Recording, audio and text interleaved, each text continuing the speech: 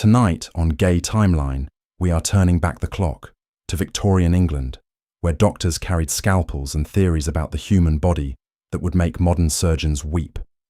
They believed masturbation caused insanity, that women's wombs wandered around their bodies like lost tourists, and that homosexuality was a disease they could cure. They had no word for what they were, but they had each other. And tonight, we say their names out loud, because they could not. I am Julian. This is Gay Timeline. In 1895, in a London medical office that smelled of carbolic acid and old leather, a 23-year-old man sat across from Dr. George Savage, one of England's most respected physicians. The young man's hands were shaking. His family had brought him here after discovering letters, love letters, written to another man. Dr. Savage opened his notebook and began to write. The diagnosis took less than 5 minutes. Sexual inversion, moral insanity, degeneration of the nervous system. The treatment recommendations filled 2 pages. Cold baths, bromide sedatives, electrical stimulation of the genitals, institutionalization if necessary. That young man's name was never recorded. He was one of thousands. But Dr. Savage's notes survived. And tonight, you and I are going to read them, because someone should know what happened in those rooms. If you find yourself drawn into this story, the like and subscribe buttons are there for you, but only if this is genuinely your kind of evening. Now, let us go back to Victorian England. For most of history, these men were alone. They wrote letters no one would read. They loved in rooms no one would visit. Tonight, we keep them company. That is all sleep needs to be, a quiet act of refusing to let someone be forgotten. By the end of tonight, you will know exactly what doctors prescribed when they caught a man loving another man, why the British Medical Journal published instructions for electric shock therapy targeting gay men, and what happened inside the asylums where they sent the ones who would not be cured. Let us begin with a truth the Victorians themselves would never say out loud. They were obsessed with gay men, utterly consumed. For a society that claimed homosexuality was too disgusting to mention, they certainly spent an extraordinary amount of time thinking about it, writing about it, and, most importantly, trying to fix it. The Victorian medical establishment did not ignore homosexuality. They studied it, catalogued it, gave it Latin names, built entire careers on curing it, and when cure failed, which it always did, they punished the failure as if it were the patient's fault. In 1857, a Scottish surgeon named John Hunter wrote the first English medical text to seriously address what he called unnatural desires between men. Hunter was not a moralist, he was a scientist. He wanted to understand the condition.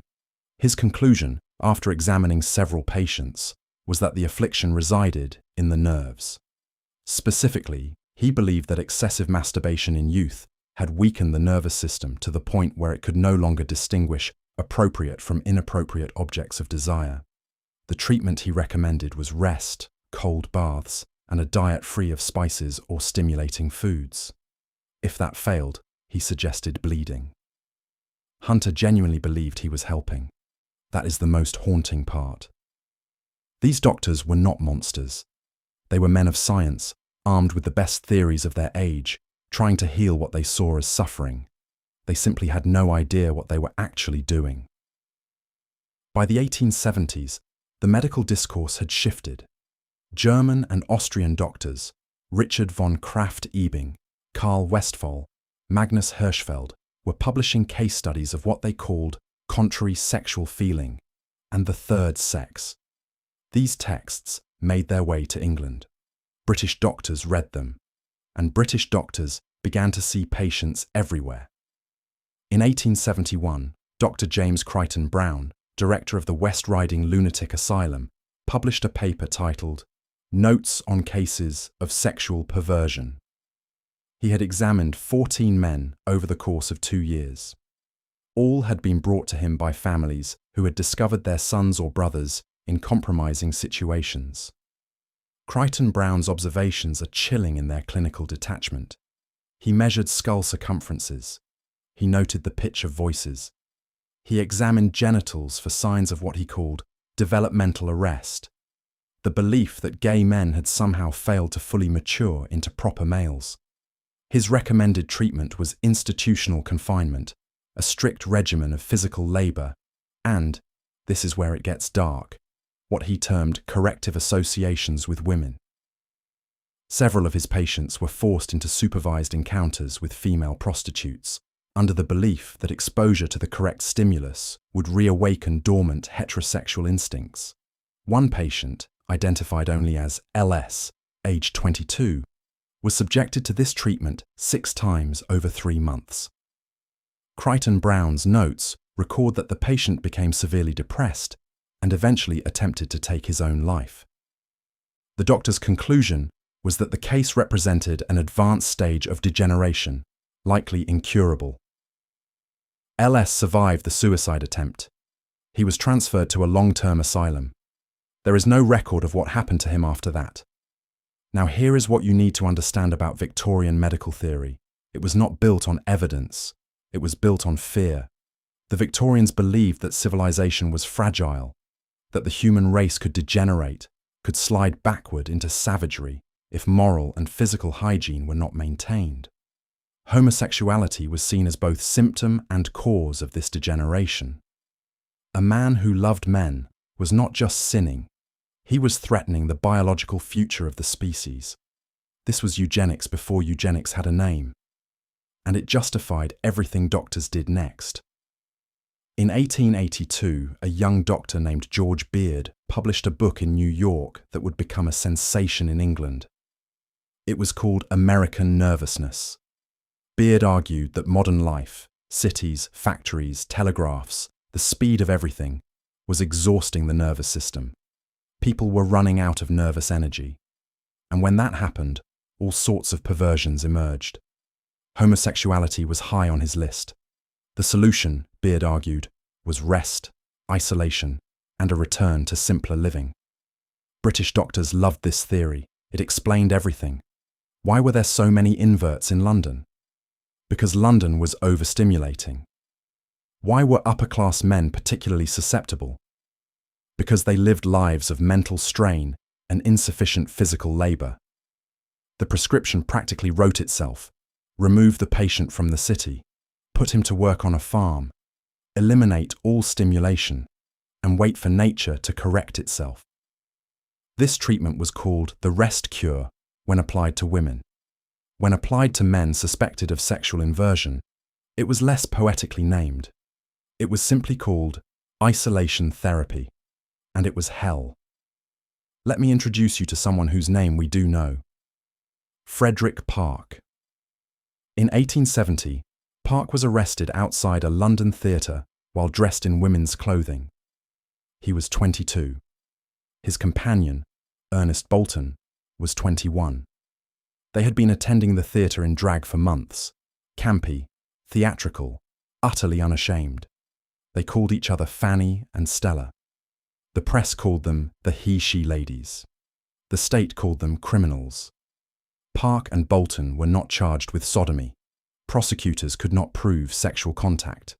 Instead, they were charged with conspiracy to commit sodomy, a newer and more flexible charge.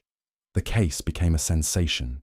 Newspapers covered every day of the trial, and the medical testimony became a template for decades of future cases. The prosecution brought in Dr. James Paul, a surgeon, to examine both men. Dr. Paul's testimony is preserved in court records. He examined Park's anus. He was looking for specific signs, scarring, dilation, what he called a laxity of the sphincter muscle that would indicate habitual penetration. His report concluded that such signs were present. This was junk science. It was anatomical ignorance dressed up as expertise. But the jury believed him because he was a doctor. Fortunately for Park and Bolton, their defense attorney was clever enough to bring in a second doctor, who testified that the signs Paul described could result from any number of causes, including hemorrhoids and constipation. The jury acquitted, but the precedent was set. From that moment forward, any man accused of homosexuality could expect a medical examination. Doctors were not just witnesses in these cases. They were investigators. They were given authority to inspect bodies, to declare what was natural and what was not, to decide who was healthy and who was diseased. And if you were declared diseased, the treatment began. The first line of treatment for sexual inversion, according to nearly every Victorian medical text, was behavioural modification. This sounds almost gentle until you understand what it meant. In 1889, Dr. Daniel Hack-Tuke, one of England's leading experts on moral insanity, published a recommended treatment protocol. Step 1. The patient must acknowledge his condition as a disease. Step 2. Total abstinence from all stimulating influences, including literature, theatre, art, and the company of other men, except under supervision. Step 3. A structured program of physical exercise, preferably outdoor labour, to redirect energy away from sexual thoughts. Step 4. Cold baths, twice daily, to reduce genital sensitivity. Tuke was considered progressive. He opposed harsh physical punishments. He believed in rehabilitation. His method was adopted by dozens of institutions. Let me tell you what that cold bath actually meant. You are a young man, maybe 19. You have been committed to an asylum by your father after he found letters. Every morning at 6, an attendant unlocks your door. You are led to a tiled room. The bath is not cool, it is ice cold. You are required to submerge completely, including your head, for a count of 60. If you resist, the attendants hold you under. The stated medical purpose is to reduce nervous excitability and redirect vital energy away from the reproductive organs. The actual effect is that you learn to dread mornings. You learn to obey. You learn that your body is the enemy. After the bath, you dress in institutional clothing and proceed to the workroom. If the asylum follows Tuke's program, you will spend 8 hours doing manual labour. Sewing mailbags was popular, so was oakum picking, unravelling old rope fibres, which destroys your fingertips and fills your lungs with dust. The labour is not therapeutic. It is punitive boredom designed to exhaust you so completely that you have no energy left for desire. Lunch is plain. Dinner is plainer. No spices, no coffee, no tea, nothing that might stimulate. You eat in silence.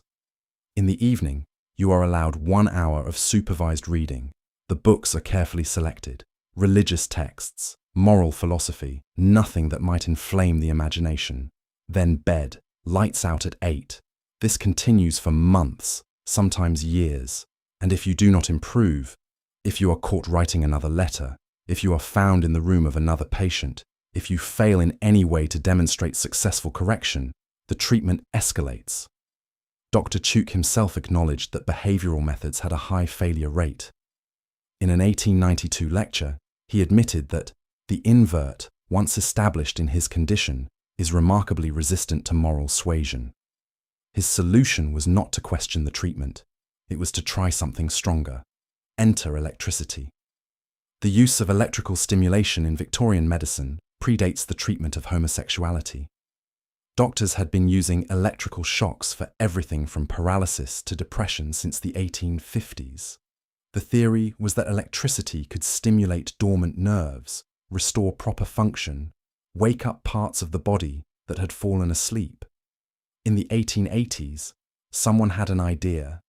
If homosexuality was caused by disordered nerves, and if electricity could correct disordered nerves, then perhaps electricity could cure homosexuality.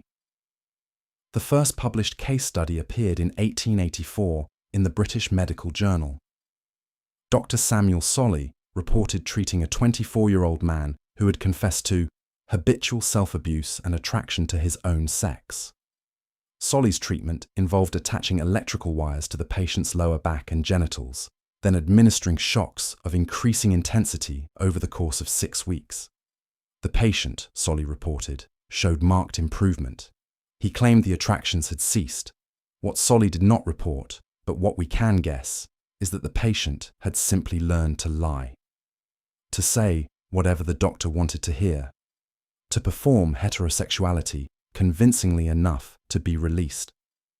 Other doctors read Solly's paper. They tried the treatment themselves.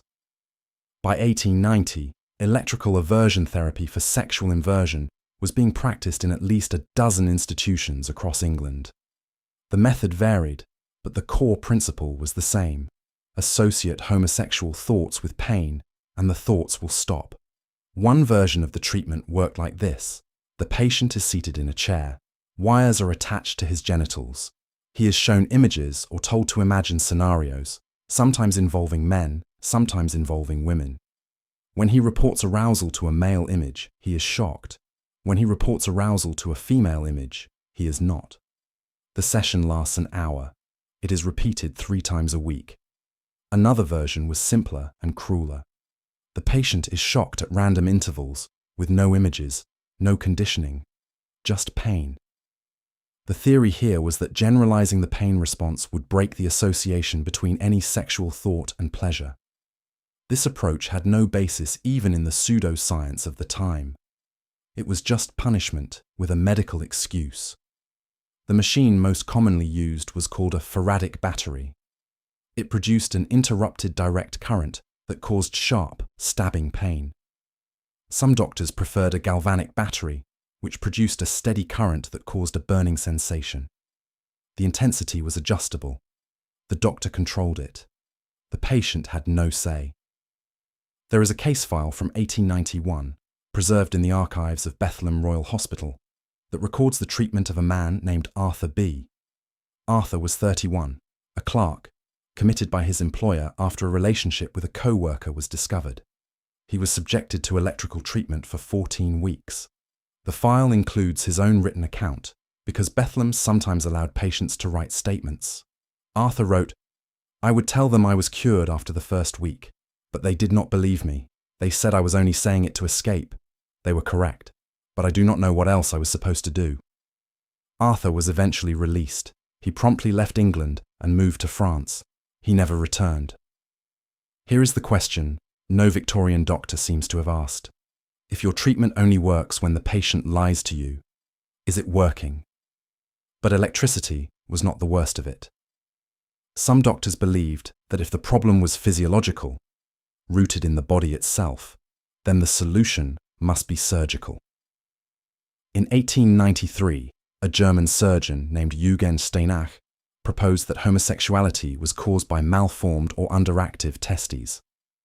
His solution was testicular transplants, replacing the testes of gay men with those from heterosexual donors. This surgery was performed on animals first, then on humans. Steinach reported success. Other doctors were skeptical. British doctors did not widely adopt testicular transplants, but they did experiment with other surgical interventions. Castration was proposed by several physicians as a cure for incurable inverts. It was rarely performed in England, mostly because the legal liability was too great, but it was discussed openly in medical journals. Dr. Harry Campbell, writing in 1900, argued that castration was a humane alternative to lifelong institutionalization, because it would remove the source of the patient's suffering. The patient, of course, was not consulted about whether he considered his desires suffering. There was one surgical procedure that was performed more frequently than castration, and it was based on an even stranger theory. Some doctors believed that homosexuality was caused by an overly sensitive foreskin, which led to excessive masturbation, which led to nervous degeneration, which led to inversion. The solution: circumcision. Adult circumcision as a treatment for homosexuality was performed in England throughout the 1880s and 1890s. The procedure was not done under full anesthesia, only local, if that. The supposed benefit was twofold. It would reduce sensitivity, discouraging masturbation, and it would serve as a physical reminder to the patient of his commitment to reform. In other words, it was a punishment that left a permanent scar. Dr. William Acton, who wrote extensively on sexual health, recommended the procedure in cases where the patient shows insufficient willpower to restrain his habits. Acton believed that the pain of the procedure and the weeks of uncomfortable healing would shock the patient into self-discipline. There is no evidence that it worked. There is abundant evidence that it caused unnecessary suffering. By the mid-1890s, the medical consensus was starting to shift, not toward acceptance, but toward pessimism. More and more doctors were concluding that homosexuality was incurable. If it was a product of degeneration, then it was baked into the biology. You could suppress it, hide it, punish it, but you could not remove it. This conclusion did not lead to compassion. It led to segregation.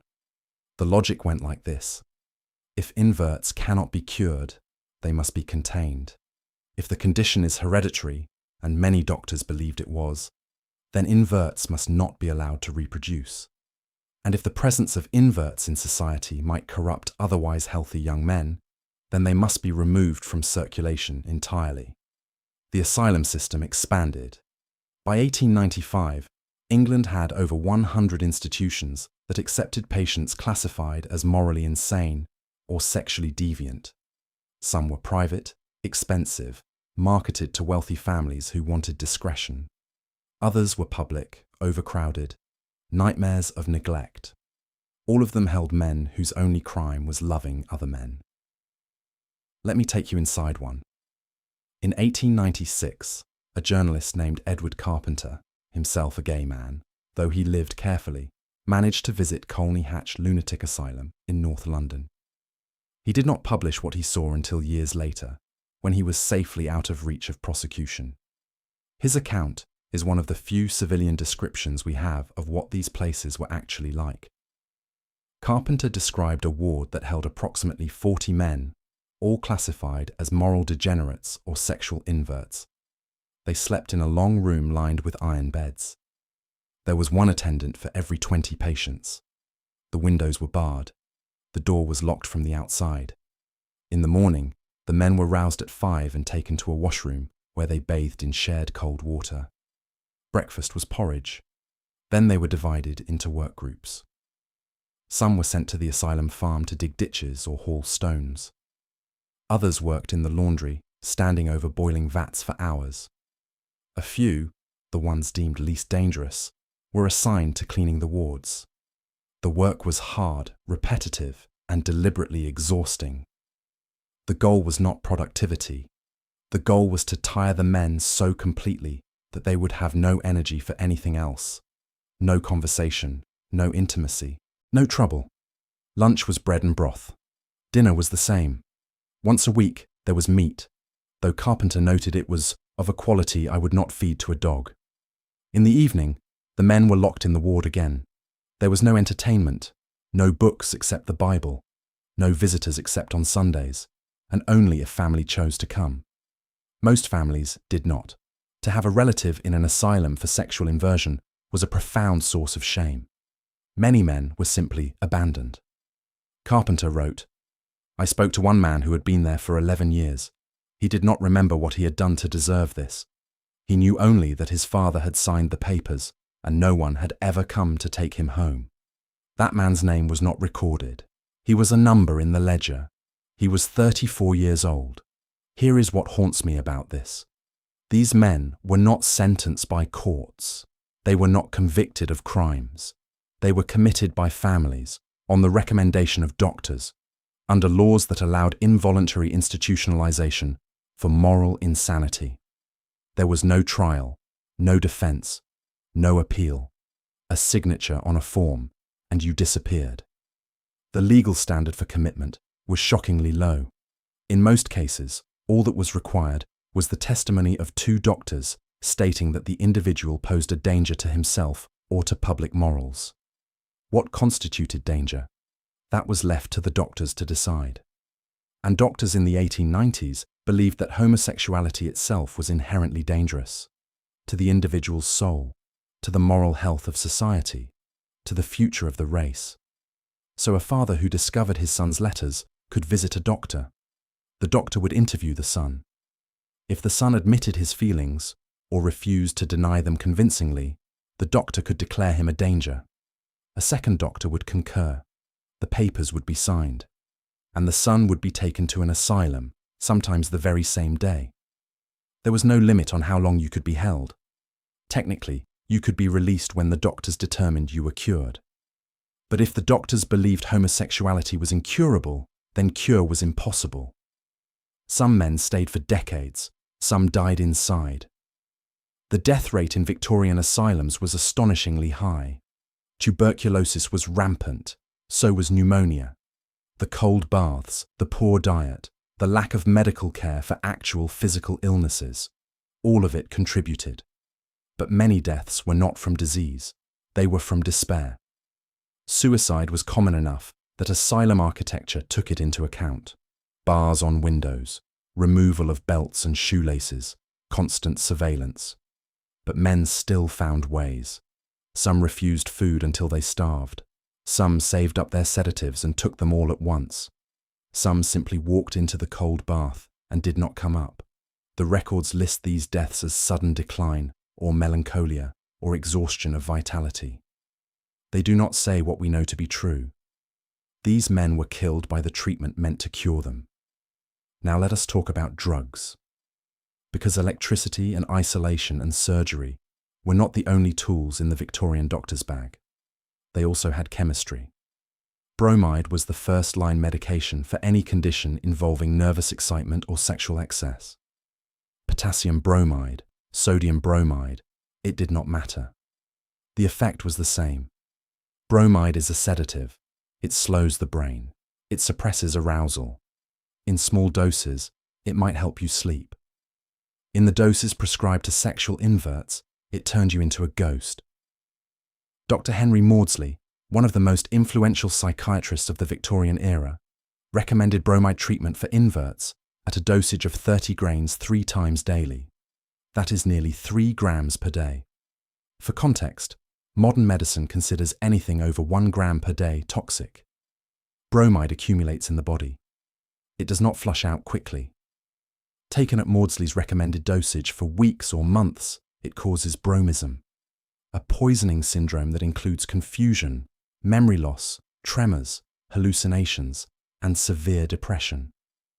Maudsley knew this. He wrote about it. He considered it an acceptable side effect because the goal was not to make the patient comfortable. The goal was to eliminate sexual desire entirely.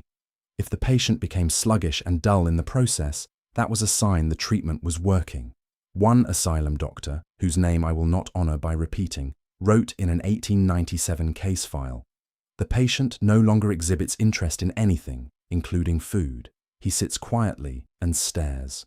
This is considered significant improvement over his previous agitated state. The patient was 26.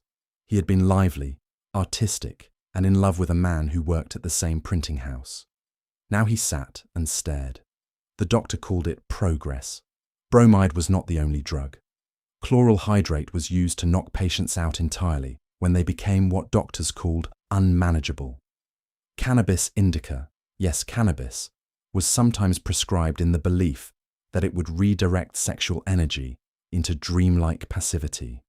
Morphine was used for the same reason, and with predictable results: addiction. There are case files from Bethlehem and Colney Hatch that document patients who entered the asylum for sexual inversion and left, if they left, as morphine addicts. The doctors did not see this as a failure. They saw it as a trade. Better an addict than an invert. The cruelty of this logic is hard to overstate. You take a young man whose only problem is that he loves the wrong person. You declare him sick. You lock him away. You dose him with sedatives until his personality dissolves. And when he becomes dependent on the very drugs you forced on him, you blame his weak moral character. In 1898, Dr. George Savage, the same doctor who examined that unnamed 23-year-old man in 1895, published a paper in which he argued that sexual inverts were often constitutionally predisposed to addiction and other failures of willpower. He did not mention that he was the one prescribing the addictive substances. He did not mention that the addiction started in his office. There is a particular kind of gaslighting that happens when medicine is used as punishment. The doctor tells you that you are sick. You insist you are not. The doctor says your denial is proof of how sick you are. You are treated. The treatment makes you miserable. The doctor says your misery is the disease. not the treatment. You beg to be released. The doctor says that desperation is a symptom. Around and around it goes. There is no escape, because the system is designed to interpret everything you do as evidence against you. If you comply, you are making progress but not yet cured. If you resist, you are deteriorating and need more intensive treatment. If you stay silent, you are repressing, which is dangerous. If you speak, you are obsessing, which is worse. The only way to win is to perform recovery so perfectly that the doctor believes it. And even then, you might not be released, because the doctor might decide you are only pretending. This was the impossible position of every gay man caught in the Victorian medical system. You could not tell the truth, but you also could not lie convincingly enough, because the doctors believed they could see through lies. They believed they had scientific instruments, physical exams, psychological tests, physiological measurements that revealed the truth of your body regardless of what your mouth said. They were wrong. Their instruments measured nothing, but their faith in those instruments was absolute. Let me tell you about the plethysmograph. This device was invented in the 1880s to measure blood flow. By the 1890s, some doctors were using it to measure genital arousal. The patient would be placed in a private room, fitted with the device, and then shown images or read descriptions. The device would record any change in blood flow. The doctor would interpret those changes as evidence of arousal or lack thereof. This was supposed to be objective, scientific, a way to bypass the patient's lies and access the truth of his desires. In practice, it was a humiliation machine. Imagine being strapped into this device while a doctor you have never met reads you explicit descriptions and watches a needle on a dial to see if your body responds. Imagine knowing that your future, whether you are released or held, whether you are subjected to more electricity or more drugs, depends on whether you can control an involuntary physiological response. Some men could not respond at all because fear and shame are not conducive to arousal. The doctors interpreted this as evidence of severe degeneration. The patient was so far gone that even his physical responses were broken. Other men responded to everything, because young men often do. The doctors interpreted this as evidence of generalized perversion. The patient was aroused by all stimuli, meaning he had no proper boundaries. There was no right answer. The test was designed to confirm what the doctor already believed. And yet this method was published in medical journals. It was debated at conferences. Some doctors praised it as a breakthrough. Others criticized it, not on ethical grounds, but on technical ones. They argued the device was not sensitive enough, or that the procedure needed better standardization. No one seems to have asked the patients how they felt about it. Well, one person did. In 1899, a man named John Addington Symonds, a poet, a scholar, and a gay man who had spent his entire life hiding, published an anonymous essay titled "A Problem in Modern Ethics." In it, he described the experience of a friend who had been subjected to the plethysmograph test. Symonds wrote, "He told me it was the most degrading experience of his life, worse than any physical pain, because it was not enough that they had locked him away. They needed to prove to him that his own body was the enemy, that he could not even trust his own flesh." Symonds's friend survived the asylum, but he never recovered his sense of self. He lived quietly, never forming another relationship, and died alone at 47. Symonds did not give his name. Now I want to talk about what happened when treatment failed completely, when the patient would not improve, would not comply, would not pretend, when the doctors ran out of options. There was a category of patient the Victorians called the chronic invert. This was a man who had been treated with every available method, isolation, electricity, drugs, surgery, and who still, somehow, remained gay. He was considered a medical failure, and medical failures, in the Victorian asylum system, were often forgotten. Chronic patients were moved to the back wards. These were the sections of the asylum where no one visited, where the staff-to-patient ratio was lowest, where the conditions were worst. If the front wards were bad, the back wards were hell. There is a report from 1902, compiled by a government inspector visiting Hanwell Asylum, that describes the chronic ward. The inspector noted that many patients were restrained in chairs or beds for most of the day, that the smell was overpowering, that several patients had visible bed sores and untreated infections, that the attendants seemed to have given up on any pretense of care. The inspector asked what these patients were being treated for. The attendant replied, "Nothing, sir. These are the ones what can't be fixed." Among those patients were men committed for sexual inversion, 10, 15, 20 years earlier. Men who had been young once, who had loved someone once, who had been caught, examined, diagnosed, and discarded. The inspector recommended improvements. Better staffing, better hygiene. Nothing changed. The report was filed. The back wards remained. Here is what I find unbearable. Some of those men were still alive in the 1920s, still locked in the same wards, still uncured, because you cannot cure something that was never a disease. They lived through World War I without knowing it. They lived through the influenza pandemic. They lived through the slow collapse of the very medical theories that had imprisoned them, because by the 1920s, even mainstream doctors were starting to admit that homosexuality might not be curable after all. But no one went back to the asylums to release the men who had been committed under the old theories. No one said, "We were wrong. You can go home now." Those men died in the asylums, and their deaths were not recorded as tragedies. They were recorded as closures of old case files. Let me introduce you to one more person. His name was George Ives. He was not a patient. He was an activist, a criminologist, and a gay man who spent his life documenting what was happening to men like him. Ives kept a diary from 1890 until his death in 1950.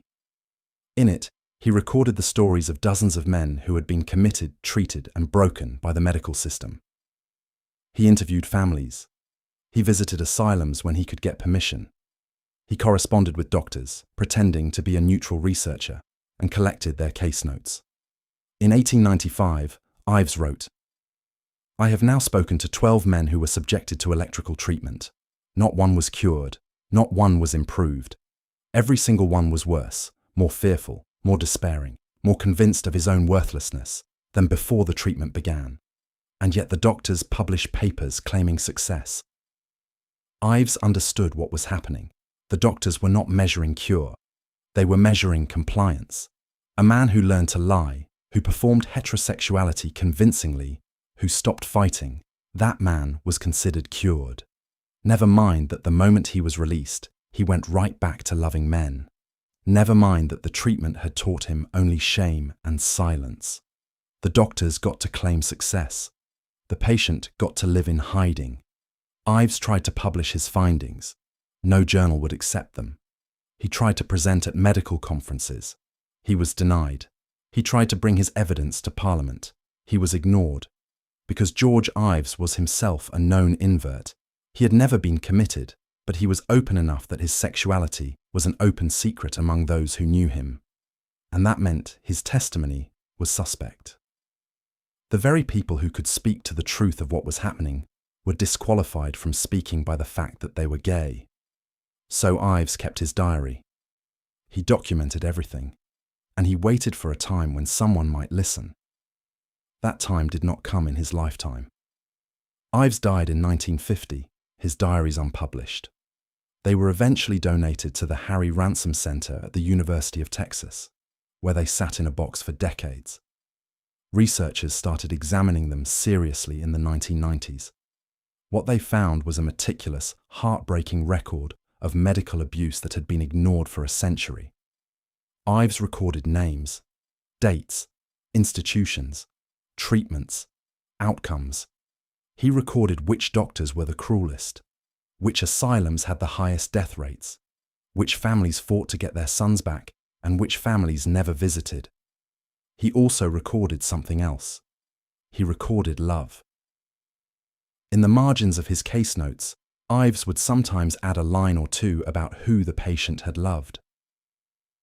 J.H. was committed after his family discovered letters to a man named Thomas, a schoolteacher. They had known each other for 3 years. R.L. was found with another man in a rented room. The man's name was Arthur. They had been meeting for 6 months. Ives refused to let these men be reduced to medical curiosities. He insisted on remembering that they were people, that they had loved, that the love was real, even if the world called it sickness.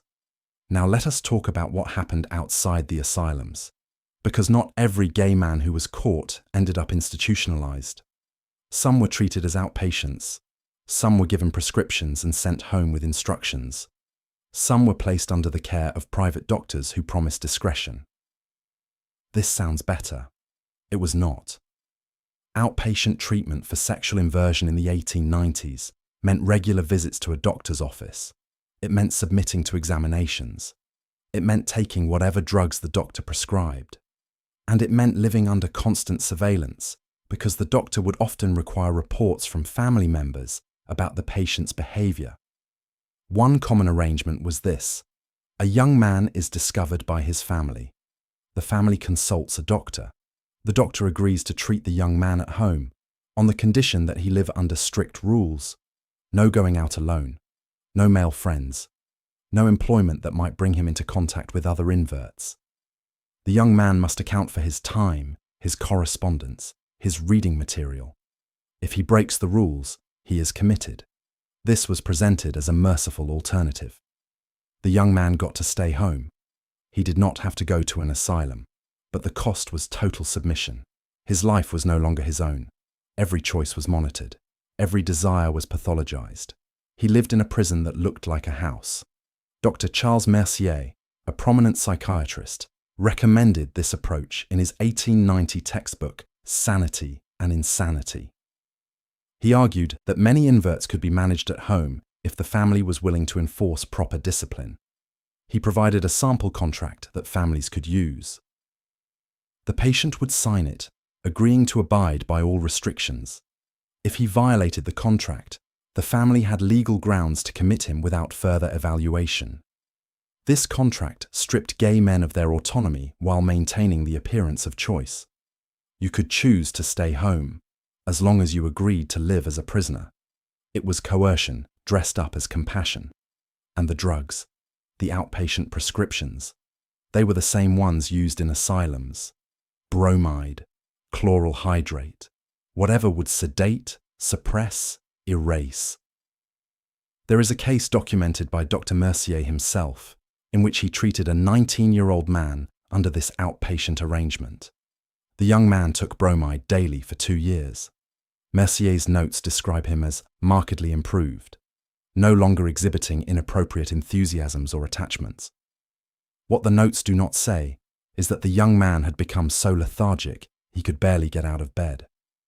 His family eventually stopped the treatment, not because they realized it was harmful, but because they needed him to work. Without his income, they could not afford the house. The young man recovered physically after stopping the bromide, but Mercier noted, with disapproval, that the inversion returned in full force within 3 months, as if the temporary chemical suppression of someone's identity proved anything, except that drugs can make you too numb to feel. Outpatient treatment had another dimension that asylum patients were sometimes spared: family involvement. When you were locked away, your family could pretend you no longer existed. When you were treated at home, they had to participate, and that participation often took forms that were worse than any doctor's prescription. Families were instructed to monitor their sons for signs of relapse. What did relapse look like? Any behavior that deviated from strict masculine norms, spending too much time on personal appearance, reading poetry, showing emotion, having close friendships, attending the theatre, writing letters that seemed too affectionate, playing the piano with what one mother described as excessive feeling. I am not exaggerating. These are actual concerns recorded in medical files. Victorian doctors told families that homosexuality was not just about sexual acts. It was about an entire personality type: the effeminate man, the artistic man, the sensitive man. Any of these traits could be evidence that the inversion was still present, still dangerous, still in need of correction. So families became enforcers. Fathers monitored their sons' correspondence. Mothers listened at doors. Brothers reported suspicious friendships. The entire household became a surveillance apparatus, and the gay son lived at the center of it, knowing that any misstep could result in commitment. Some families took this further. There are records of fathers who physically punished their sons for infractions, not crimes, just infractions of the doctor's rules. One case from 1893 describes a father who beat his 21-year-old son with a riding crop after discovering he had attended a music hall without permission.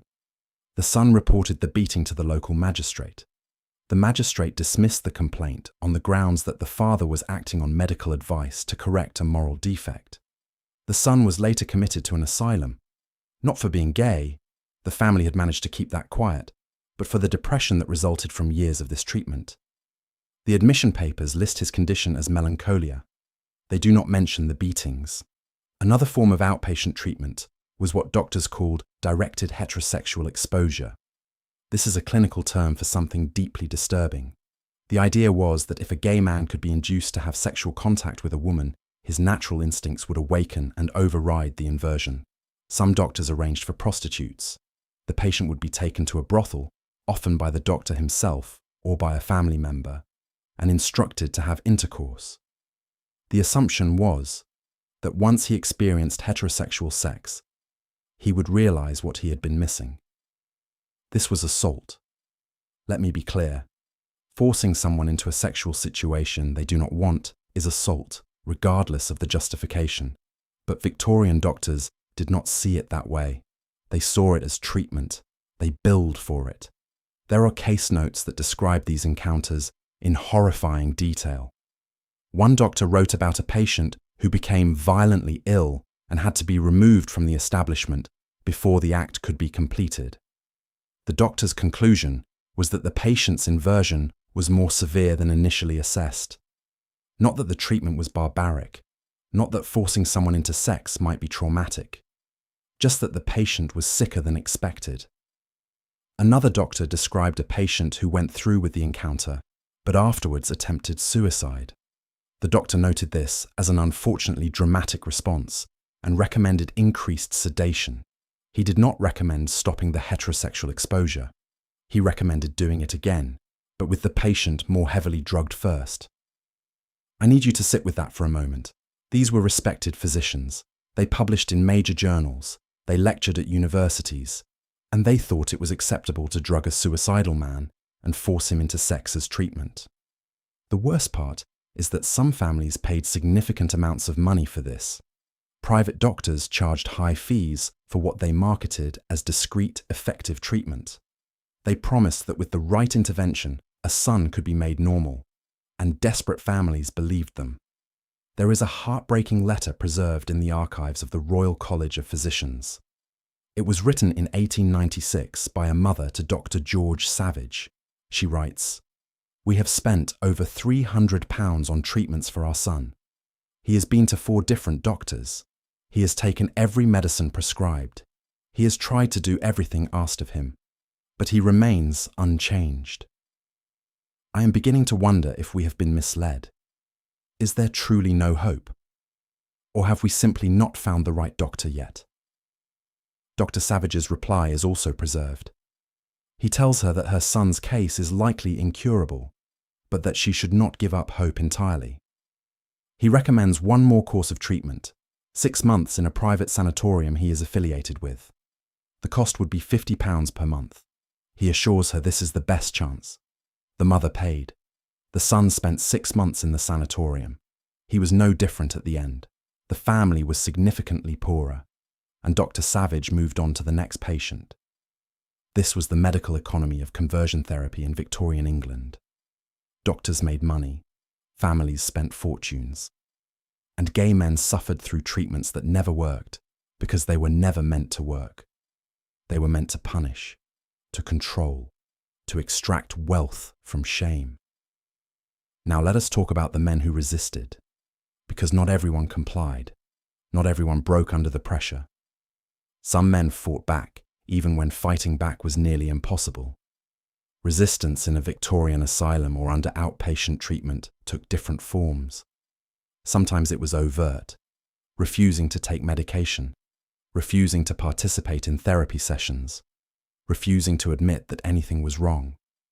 More often, it was covert, pretending to improve while secretly maintaining relationships, taking medication but finding ways to avoid its worst effects, playing the role of the reformed invert so well that doctors had no choice but to release you. This kind of resistance required extraordinary intelligence and self-control. You had to understand exactly what the doctors wanted to hear. You had to perform heterosexuality convincingly, without overacting. You had to show just enough improvement to be believable, but not so much that the doctors became suspicious of sudden change. One man who mastered this was Edward Carpenter, the journalist I mentioned earlier.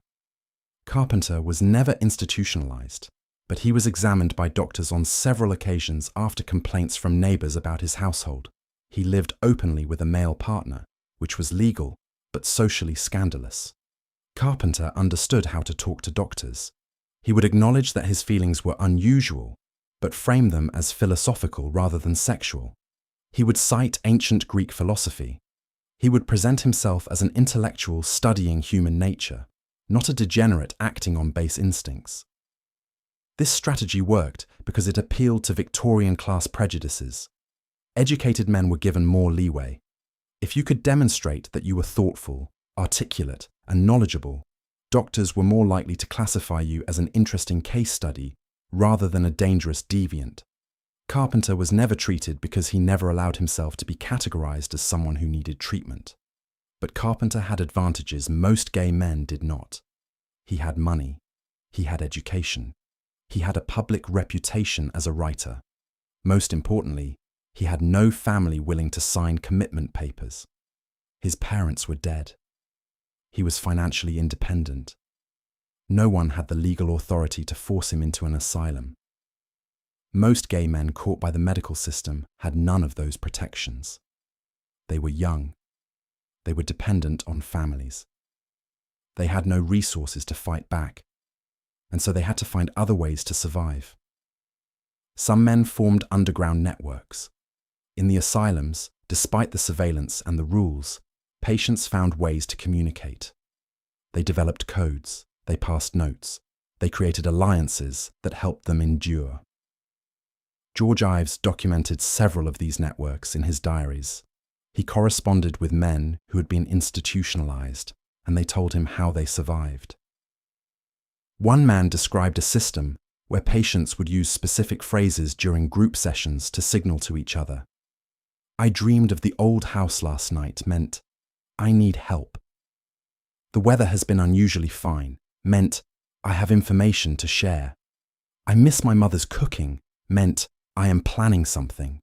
What they planned was usually small: pooling contraband, a hidden pencil, a scrap of paper, a piece of food saved from dinner.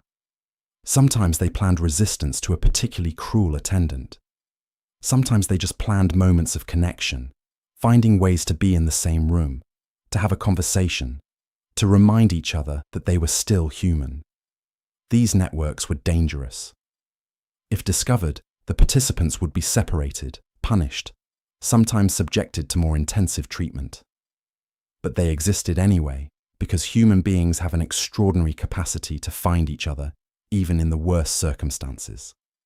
One network that Ives documented in detail operated at Bethlehem Hospital between 1893 and 1897.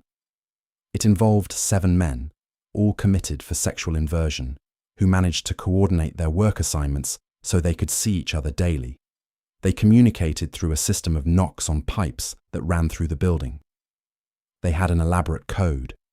Different rhythms meant different things. They used it to warn each other about attendance, to coordinate during inspections, and simply to say good morning and good night. The network was discovered when one of the men was caught tapping a message. All 7 were interrogated. 4 were moved to different wards. 2 were subjected to renewed electrical treatment. 1 was placed in solitary confinement for a month. But here is what the doctors never understood. Even after the network was broken, even after the men were separated, they had achieved something the doctors could not take away. They had proved to themselves that they could survive, that they could find each other, that they were not alone. Ives wrote, "They were punished for the crime of being kind to each other. The doctors called it conspiracy, but all they had conspired to do was remain human." Resistance also took the form of escape. Some men simply walked away from outpatient treatment. They left their families, left their cities, left England entirely. They went to Paris, to Berlin, to cities where the laws were slightly less harsh and the medical establishment slightly less aggressive. They rebuilt their lives in exile. This was not easy. Leaving meant giving up everything: family, inheritance, social position, employment prospects. It meant living in a foreign country, often without speaking the language well, often without legal residency, always at risk of deportation if the authorities discovered why you had fled. But some men chose it anyway. They chose poverty and uncertainty over the certainty of being destroyed by the people who claimed to want to help them. One such man was Frederick Rolfe, who went by the name Baron Corvo. Rolfe was not a baron. He invented the title, but he was genuinely gay and genuinely desperate to escape England's medical and legal system. In 1894, after narrowly avoiding being committed by his family, Rolfe fled to Italy. He lived there for 20 years, mostly in poverty, surviving by writing and by the generosity of friends. Rolfe's letters describe his relief at being in a place where doctors were not constantly trying to fix him. He wrote to a friend, "Here, no one cares what I am. I am simply a poor Englishman with a talent for painting and an unfortunate habit of being broke. That is infinitely preferable to being a medical curiosity." Rolfe died in Venice in 1913, still poor, still an exile, but free in a way he never could have been in England. Not all resistance was flight. Some men stayed and found ways to live in the cracks of the system. They married women, marriages of convenience that both parties understood, and maintained secret relationships on the side. They joined professions where eccentricity was expected, where being unmarried was not immediately suspicious. They became academics, clergymen, artists, travellers. They built lives that gave them just enough cover to survive. This required constant vigilance. One wrong move, one suspicious letter, one too affectionate friendship, and you could find yourself in a doctor's office again. But many men managed it. They lived entire lives in hiding, and they were never caught. We do not know most of their names. They succeeded precisely because they left no evidence. But we know they existed. We know because of the occasional glimpse, a diary entry, a letter that survived when it should not have, a deathbed confession recorded by someone who understood. One such glimpse comes from the papers of John Addington Symonds. Symonds himself was married, had children, and maintained the appearance of a respectable Victorian gentleman while conducting relationships with men throughout his life. In his private papers, he wrote about a network of men he knew in London, professional men, married men, respectable men, who were all secretly gay and all protecting each other. Symonds wrote, "We have no organisation, we have no meeting place, but we know each other. We recognise each other by small signs, a quote from Plato, a carefully chosen word, a way of looking that lasts a fraction too long. And when one of us is in danger, the others close ranks. We provide alibis, we destroy evidence, we lie to doctors and magistrates. We do what we must to survive." This network had no name. It kept no records. It existed purely through trust and shared desperation. And it saved lives. But survival through hiding came at a cost. Symonds described the psychological toll of living a double life, the constant fear of discovery, the impossibility of genuine intimacy when every relationship had to be kept secret. The slow erosion of selfhood that came from never being able to tell the truth about who you were. Simons himself had a breakdown in 1877 at the age of 37. He described it as a collapse of the spirit. He recovered, but he never fully escaped the depression that came from living in hiding. In his final years, he wrote essays arguing for the acceptance of homosexuality, but he published them anonymously or posthumously. He never had the courage, or perhaps the freedom, to sign his name to the truth. And who could blame him? He had seen what happened to men who were caught. He had visited asylums. He had corresponded with men who had been treated. He knew exactly what awaited anyone who stepped out of the shadows. The medical treatment of gay men in Victorian England was not an isolated phenomenon. It was part of a larger system of control that included law, religion, family, and social custom. But medicine was unique in its cruelty because it claimed to be helping. The law simply punished. The church condemned. But doctors promised cure. They promised that if you submitted to their authority, you could be made whole. That promise was a lie. But it was a seductive lie, especially to families who loved their sons and could not accept that nothing was wrong with them. The medical model gave families an alternative to outright rejection. You did not have to disown your son. You just had to send him to a doctor. You did not have to hate him. You just had to believe he was sick. This made medicine the most insidious form of control because it disguised itself as love. Many families genuinely believed they were doing the right thing. They believed the doctors who told them that homosexuality was a disease. They believed that treatment, however harsh, was better than allowing their son to continue in sin. They believed that suffering now would lead to salvation later. Some families even believed they were protecting their sons from worse fates. And in a sense, they were right. A man caught in a sexual act with another man could be prosecuted under the Labouchere Amendment, which criminalized gross indecency between men. The penalty was up to 2 years of hard labor. Oscar Wilde would be sentenced under this law in 1895, and his imprisonment would destroy him. Compared to that, medical treatment might have seemed merciful. You avoided the public trial, the scandal, the prison sentence. You were treated quietly, discreetly by a professional. Your reputation could be preserved. But the treatment was often worse than prison. Prison had a sentence. You knew when it would end. Medical treatment had no end date. You could be held indefinitely, treated indefinitely, broken indefinitely. And unlike prison, which society acknowledged as punishment, medical treatment was framed as help. You were supposed to be grateful for it. This is the psychological torture at the heart of conversion therapy. You are told that the people hurting you love you, that the pain is for your own good, that if you would just cooperate, it would stop. But cooperation means erasing yourself. It means agreeing that who you are is wrong, is sick, is intolerable. And even if you agree, even if you perform recovery perfectly, you are never quite trusted. Because once you have been labelled an invert, the label sticks. You are always suspect, always watched, always one suspicion away from being sent back for more treatment. George Ives interviewed a man in 1898 who had been through this cycle 3 times. He would be treated, declared improved, released. He would try to live a normal life, but eventually something would happen. A friendship that seemed too close, a letter that seemed too warm, and his family would panic. Back to the doctor, back to the drugs, back to the isolation. The 3rd time, the man did not wait to be committed. He left England and never contacted his family again. Ives asked him if he missed them. He said, "I miss the people they were before they decided I was sick. But those people do not exist anymore.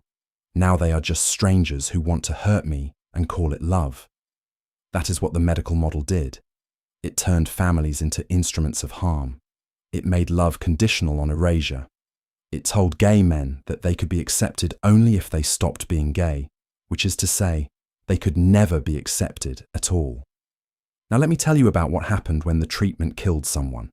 Because it did, often. Deaths in asylums were common, as I have mentioned.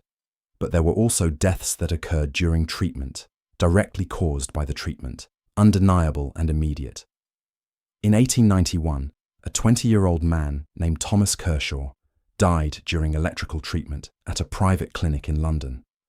The details are recorded in a coroner's inquest. Kershaw had been committed by his father for sexual inversion.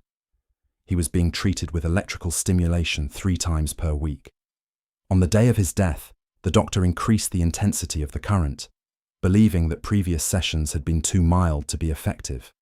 Kershaw went into cardiac arrest. He died within minutes. The coroner ruled it death by misadventure. The doctor was not charged. The clinic continued operating. Kershaw's father sued for damages, not because his son was dead, but because he had paid for a full 6-month course of treatment and only received 2 months. The court awarded him a partial refund. Let that sink in. A young man died during torture disguised as medicine, and the legal response was a refund for services not rendered. There were other deaths. A man named William Hartley died in 1893 after 6 months of bromide treatment at dosages that would be considered lethal by any modern standard. The cause of death was listed as respiratory failure, but the autopsy noted bromide levels in his tissues that the examining physician described as remarkably elevated. No one was held responsible. The treating doctor wrote a letter to the family expressing his condolences and noting that some cases were simply too advanced to save. Another man, whose name was recorded only as Patient CR, died at Colney Hatch in 1896, after what the records describe as a prolonged course of hydrotherapy. Hydrotherapy sounds gentle. It was not. The treatment involved immersing the patient in ice-cold water for extended periods, sometimes up to an hour, with the goal of shocking the nervous system into proper function. Patient CR died of hypothermia. The asylum's medical superintendent noted in his report that the treatment had been administered correctly and that the death was an unfortunate but unforeseeable consequence of the patient's weakened constitution. The patient's constitution had been weakened by months of malnutrition and previous treatments, but that detail did not make it into the official report. These deaths were not scandals. They were barely noticed. A death in an asylum, a death during treatment, a death of a sexual invert. None of these were considered tragedies worth investigating. The men who died were already considered lost. Their deaths simply made official what society already believed, that they were unsalvageable. And their families, for the most part, accepted this. Some grieved quietly. Some felt relief that the problem had been resolved, however grimly. Some convinced themselves that their son had died of the disease, not the treatment. The doctors encouraged this interpretation. They would tell families that the inversion itself was a degenerative condition, that it weakened the body, that death was always a risk. The treatment, they insisted, had given the patient his best chance. It was not the doctor's fault that chance had not been enough. This is how medical abuse becomes invisible. You redefine the harm as an inevitable consequence of the underlying condition. The treatment did not kill him. The disease killed him. We tried to save him. We did everything we could. It is tragic, but some people cannot be saved. The families believed this because they needed to believe it. The alternative was unbearable, that they had paid someone to torture their son to death for no reason. There were exceptions. A few families did push back. One case from 1894 involved a mother named Eleanor Whitmore, whose son, Henry, died at a private sanatorium after 3 months of treatment. Eleanor demanded a full autopsy and hired her own physician to review the findings. The autopsy revealed extensive internal damage consistent with prolonged poisoning by chloral hydrate and morphine. Eleanor sued the sanatorium. The case went to court. It became a minor scandal, covered by several London newspapers. The defense argued that Henry Whitmore had been a difficult patient, resistant to treatment, and that the medications had been necessary to control his behavior. They brought in expert witnesses, other doctors, who testified that the dosages, while high, were within the acceptable range for managing severe moral insanity. Eleanor's lawyer argued that Henry had not been insane. He had been gay.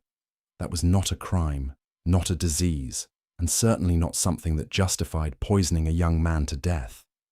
The jury deliberated for 3 hours. They found in favor of the sanatorium. The judge, in his closing remarks, stated that while the outcome was regrettable, the doctors had acted in good faith and in accordance with accepted medical practice. He noted that the treatment of moral and sexual degeneracy was a difficult field, and that some losses were inevitable in the pursuit of medical progress. Eleanor Whitmore left the courtroom and never spoke publicly about her son again, but she kept the autopsy report. It was discovered among her papers after her death in 1920. Attached to it was a handwritten note. They killed him. The law said it was not murder, but it was. She was right. It was murder. Slow, methodical, sanctioned murder dressed up in medical terminology and justified by pseudoscientific theories about nervous degeneration and moral insanity. And it happened to hundreds, perhaps thousands of men in Victorian England. We do not know the exact number. There was no central registry, no systematic tracking of how many men were treated for sexual inversion or how many died as a result. The records that survive are fragmentary, case files from individual asylums, private doctors' notes, court records from the rare instances when someone challenged the system. But even these fragments tell a clear story. The medical establishment waged a quiet war against gay men, and that war had casualties. Now let us talk about the doctors themselves, because understanding why they did this requires understanding who they were. Most Victorian doctors who treated sexual inversion were not sadists. They were not monsters who enjoyed causing pain. They were professionals who genuinely believed they were practicing good medicine. They had been trained in the best medical schools of their time. They read the latest journals. They attended conferences. They were, by the standards of their era, experts. The problem was that their expertise was built on a foundation of nonsense. Victorian medical theory about homosexuality was a tangled mess of moral philosophy, religious belief, evolutionary theory, and sheer speculation. It drew on ancient ideas about bodily humours, Enlightenment ideas about reason and civilization, and newer ideas about heredity and degeneration. None of it was based on actual evidence. None of it was tested. It was simply asserted, repeated, and eventually accepted as fact. The core assumption was that heterosexuality was natural, and anything else was a deviation that required explanation. Why would a man desire other men instead of women? There had to be a cause. Something had gone wrong in his development, in his upbringing, in his biology. And if there was a cause, there could be a cure. This logic seems obvious now in its wrongness, but to Victorian doctors, it was self-evident truth. They could not imagine that homosexuality was simply a natural variation of human sexuality. That possibility did not fit into their understanding of the world. They believed in hierarchy, in progress, in the perfectibility of the human race. Homosexuality did not fit into that framework, so they explained it as decay. The language they used reveals their thinking. They called it inversion, as if the normal order had been reversed. They called it degeneration, as if the patient had slid backward on the evolutionary scale. They called it moral insanity, as if the capacity for ethical behavior had been damaged. All of these terms framed homosexuality as a loss, a failure, a falling away from what should have been. And if it was a loss, then perhaps it could be restored. Perhaps the right treatment could reverse the inversion, halt the degeneration, repair the damaged moral sense. This hope, misguided, arrogant, and ultimately cruel, drove much of the treatment. Dr. Henry Maudsley, who I mentioned earlier, was one of the most influential psychiatric theorists of the Victorian era. He wrote extensively about moral insanity and sexual deviance. His books were used as textbooks in medical schools. His theories shaped how an entire generation of doctors understood mental illness. Maudsley believed that homosexuality was a hereditary condition, but one that could be managed if caught early enough. He compared it to alcoholism or criminal tendencies. inborn weaknesses that could be controlled through discipline and proper environment. He advocated for early intervention, arguing that if a boy showed signs of inversion, effeminacy, sensitivity, inappropriate attachments, treatment should begin immediately before the condition became fixed. What did this early intervention look like? Maudsley recommended removing the boy from school if the school environment was overstimulating. He recommended limiting contact with other boys. He recommended physical labor, cold baths, and a diet free of anything that might excite the passions.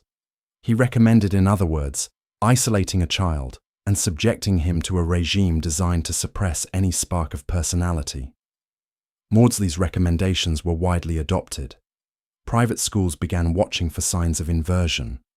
Headmasters would report concerns to parents. Parents would consult doctors. And boys as young as 12 or 13 would find themselves under medical supervision, their entire lives structured around preventing them from becoming what they already were. Some of these boys internalized the message. They grew up believing they were sick, broken, less than human. They spent their entire lives trying to fix themselves, trying to be normal, trying to meet the standard that had been set for them. Many succeeded in hiding. Many lived in quiet desperation. And many, eventually, could not sustain the performance and broke down entirely. There is a case file from 1897 that documents the treatment of a boy named James, aged 14. James had been caught writing love poetry to another boy at his boarding school. The headmaster informed his parents. His parents brought him to Dr. Charles Mercier. Mercier's notes describe James as a sensitive child inclined to tears, showing marked preference for music and literature over sporting activities. These traits were considered evidence of inversion. Mercier recommended immediate intervention. James was to be withdrawn from school, placed under home supervision, enrolled in a program of physical training, and given bromide to calm nervous excitability. The file tracks James's progress over 2 years. At first, he resisted. He refused to take the medication. He argued with his parents. He insisted nothing was wrong with him. Gradually, though, he complied. The notes describe him becoming quieter, more obedient, less emotional. Mercier considered this a success. There is a final entry, dated 1899, when James was 16. Mercier writes, "The patient now presents as a well-adjusted young man with no outward signs of inversion. He has expressed interest in pursuing a respectable career and has ceased to exhibit the troubling sensitivities of his earlier years. Treatment is concluded." What the notes do not say is what happened to the boy James had written poetry to. They do not say whether James still thought about him. They do not say whether James had actually changed or had simply learned to hide. They do not say what it cost him to become the person the doctors wanted him to be. James disappears from the historical record at that point. We do not know what became of him, but we can guess. He likely lived a careful, guarded life. He likely married, had children, maintained respectability. He likely died without ever telling anyone who he really was. And he likely believed until the end that there was something wrong with him, because that is what he had been taught at 14, and that message had been reinforced every day for 2 years. This is the legacy of medical conversion therapy. Even when it did not kill, it damaged. It taught gay men to hate themselves. It taught them that love was sickness. It taught them that the only way to be accepted was to erase the core of who they were. And for many men, that lesson lasted a lifetime. Not all doctors were true believers. Some understood, at least privately, that what they were doing was not working. But they continued anyway, because the alternative was to admit that homosexuality was not a disease, and that admission would have professional consequences. It would mean acknowledging that they had been wrong, that their treatments had been useless, that they had caused suffering for no reason. So they doubled down. They published papers claiming success rates that were wildly exaggerated. They defined success in ways that made failure impossible to prove. They blamed treatment failures on the patients, claiming the inversion was too advanced, the patient was not compliant, the family did not enforce the protocols strictly enough. They did everything except admit that the entire enterprise was built on false premises. There were dissenters. A few doctors, even in the Victorian era, questioned the prevailing theories. Dr. Havelock Ellis, a physician and sexologist, published a book in 1897 called Sexual Inversion, in which he argued that homosexuality was a natural variation, not a disease. He interviewed gay men, listened to their experiences, and concluded that they were not sick or degenerate. They were simply different. Ellis's book was immediately controversial. It was banned in England. Ellis himself was investigated, though not charged. The medical establishment rejected his conclusions. They accused him of moral corruption, of defending vice, of endangering public health. His work was dismissed as unscientific sentimentality. But some gay men read Ellis's book, often in secret, and found in it the first medical text that did not condemn them. One man wrote to Ellis in 1898, "Your book was the first time I read words from a doctor that did not make me feel like I wanted to die. I cannot tell you what that meant to me." Ellis received hundreds of letters like this. He kept them. They are now housed in the British Library. Reading them is heartbreaking. Letter after letter from men who had been treated, institutionalized, drugged, shocked, and who had finally found one doctor who said, "There is nothing wrong with you." But Ellis was an outlier. The mainstream medical establishment continued to insist that homosexuality was pathological and that treatment was not only appropriate, but necessary. And they had the full weight of the law, the church, and social custom behind them. The Victorian medical treatment of gay men was not an accident. It was not a misguided but well-intentioned mistake.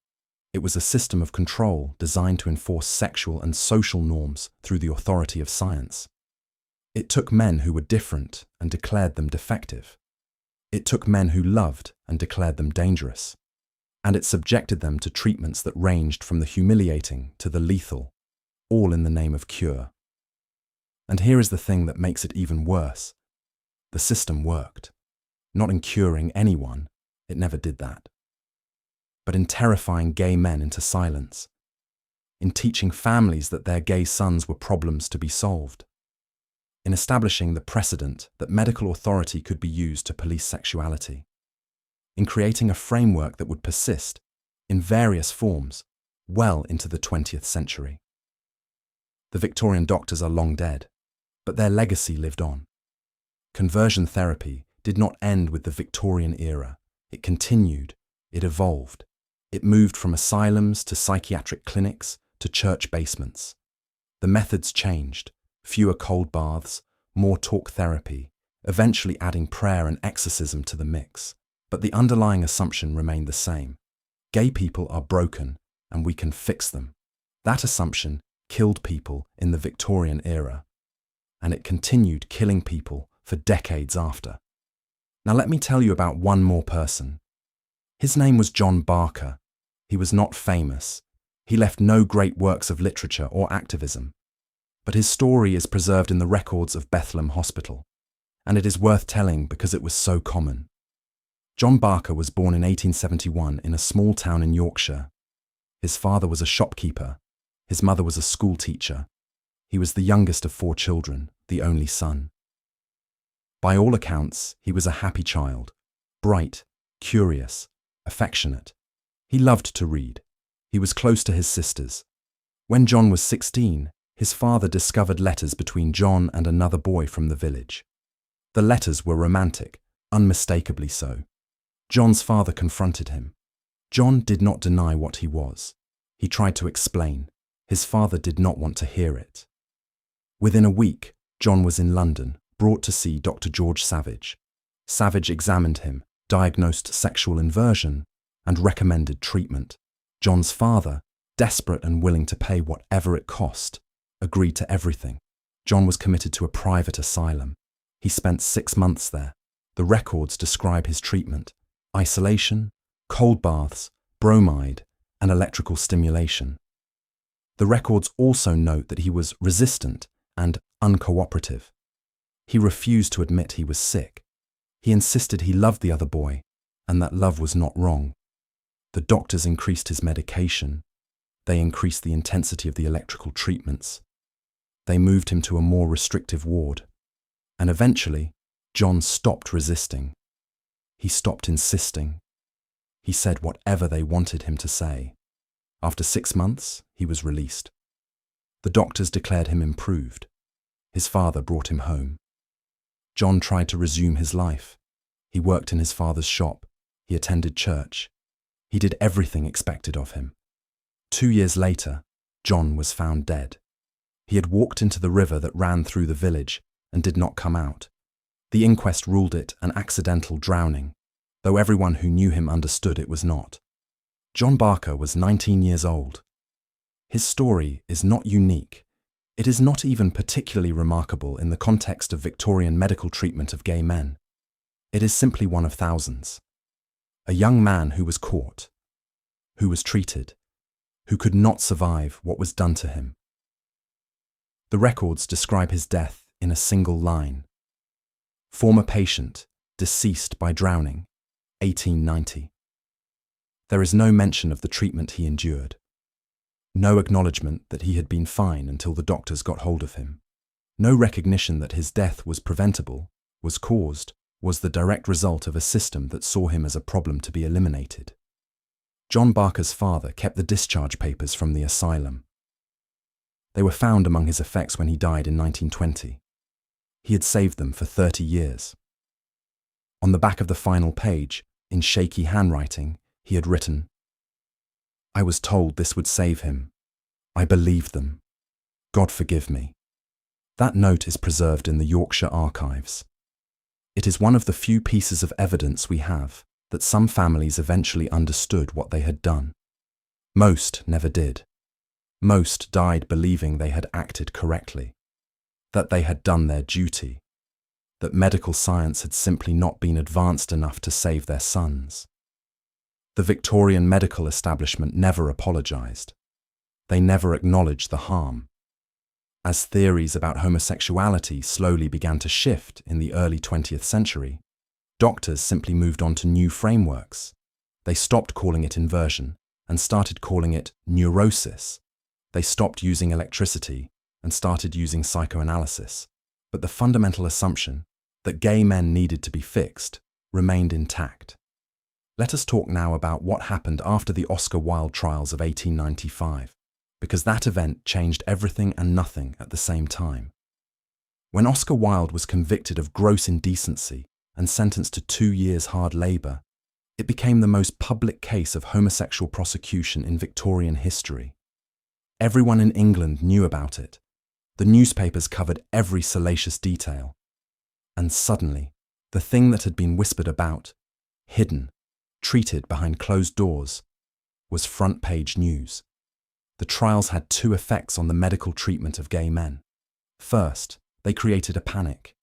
Families who had been quietly managing what they saw as their sons' eccentricities now feared public exposure. They became more likely to seek medical intervention, more willing to commit, more desperate for cure. The number of men brought to doctors for sexual inversion spiked in 1895 and 1896. Second, the trials gave doctors more authority. If homosexuality was serious enough to imprison a famous playwright, then it was serious enough to require aggressive medical treatment. Doctors used Wilde's case to justify harsher protocols.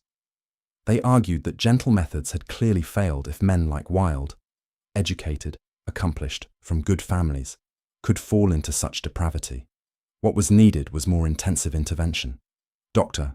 George Savage published an article in the British Medical Journal in late 1895 titled "Observations on the Wilde Case and its Medical Implications." In it, he argued that Wilde represented the terminal stage of sexual inversion, in which the condition has progressed beyond the possibility of cure. Savage proposed that such cases should be permanently institutionalized to prevent them from corrupting others. He was not alone in this view. Several prominent doctors wrote similar pieces. There was a real push in the immediate aftermath of the Wilde trials to expand the asylum system to accommodate what doctors saw as an epidemic of inversion. They proposed special institutions, entirely separate from general asylums, dedicated solely to the treatment and containment of sexual inverts. These special institutions were never built, mostly because of cost.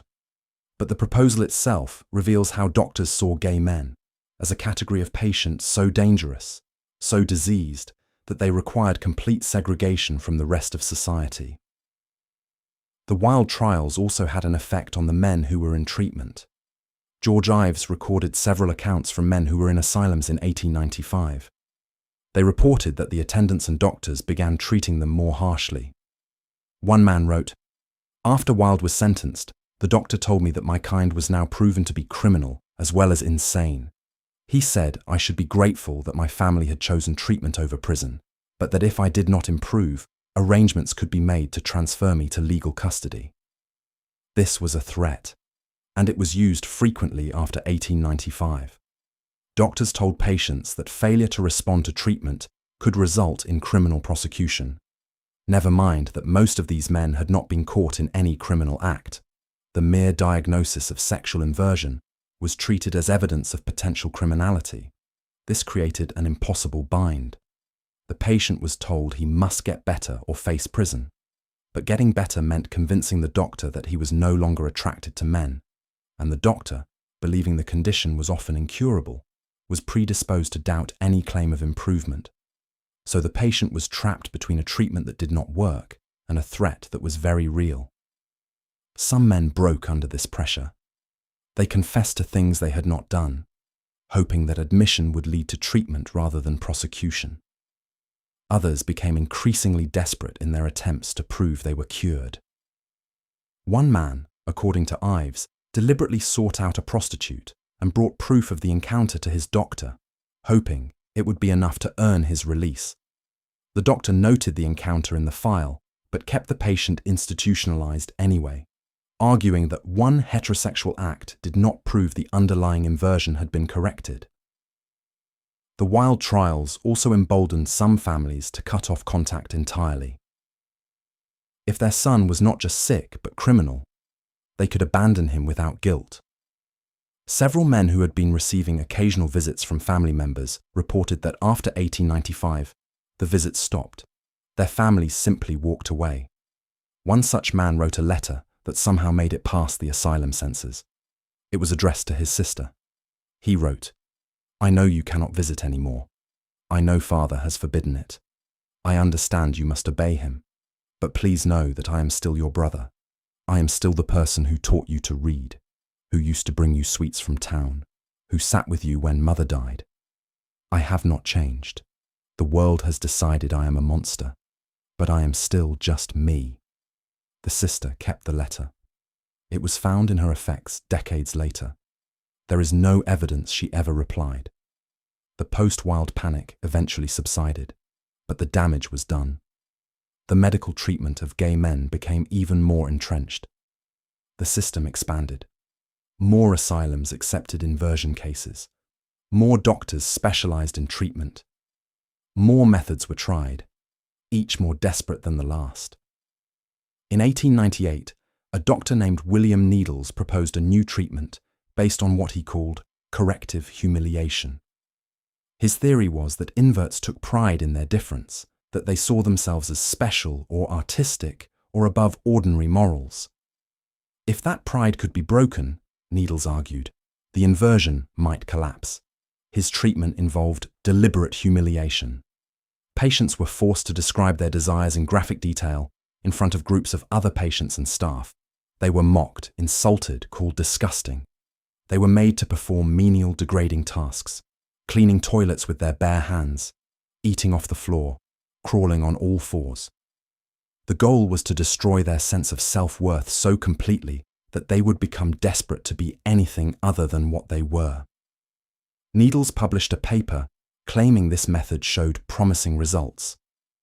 He reported that several patients had shown marked behavioral improvement after undergoing corrective humiliation. What he did not report was that 2 patients subjected to this treatment attempted suicide, and 1 succeeded.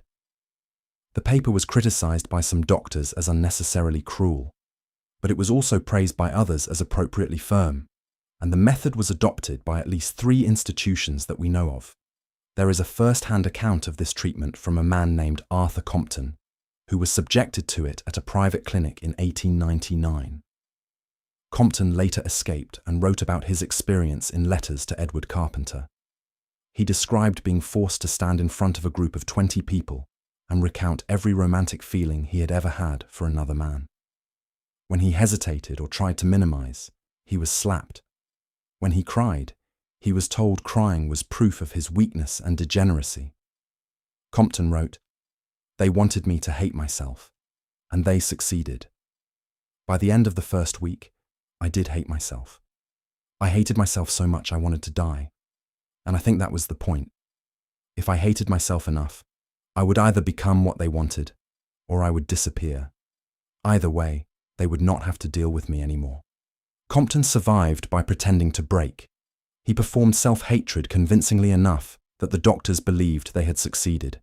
He was released after 2 months. He left England immediately and never returned. The early 20th century brought new theories, but not much change in practice. Sigmund Freud's work on psychoanalysis began to influence British doctors around 1905. Freud's theories about homosexuality were complex and somewhat contradictory, but most British doctors took from them the idea that inversion was caused by psychological factors, particularly problems in childhood development and relationships with parents. This opened up new avenues for blame. Now, it was not just the patient who was defective, his parents might be at fault too. Mothers were accused of being too close to their sons, of feminizing them. Fathers were accused of being too distant, of failing to model proper masculinity. The family dynamics of gay men were scrutinized and pathologized. This led to a new form of treatment, family therapy, though not in any modern sense. The entire family would be brought in for sessions where a doctor would analyze their relationships and prescribe corrections. Mothers were told to step back, to stop coddling. Fathers were told to spend more time with their sons, to toughen them up. And the son, always the son, was told that his inversion was a symptom of these family failures, and that if everyone played their proper role, he could be fixed. This approach was, if anything, more insidious than the institutional treatments, because it enlisted the entire family in the project of erasure. Every family interaction became part of the treatment. Every conversation was monitored for evidence of proper or improper dynamics. The gay son was under constant surveillance, not from asylum attendants, but from his own parents and siblings.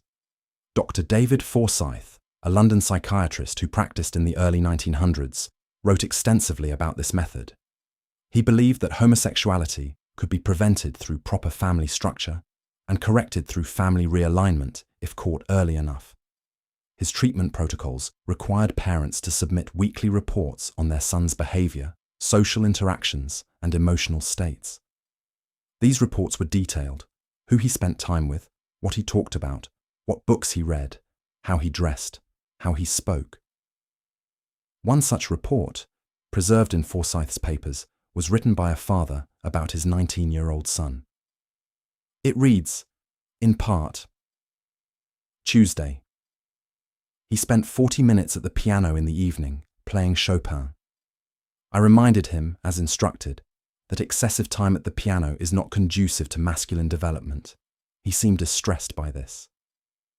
Wednesday. He received a letter from a school friend. I opened it before giving it to him.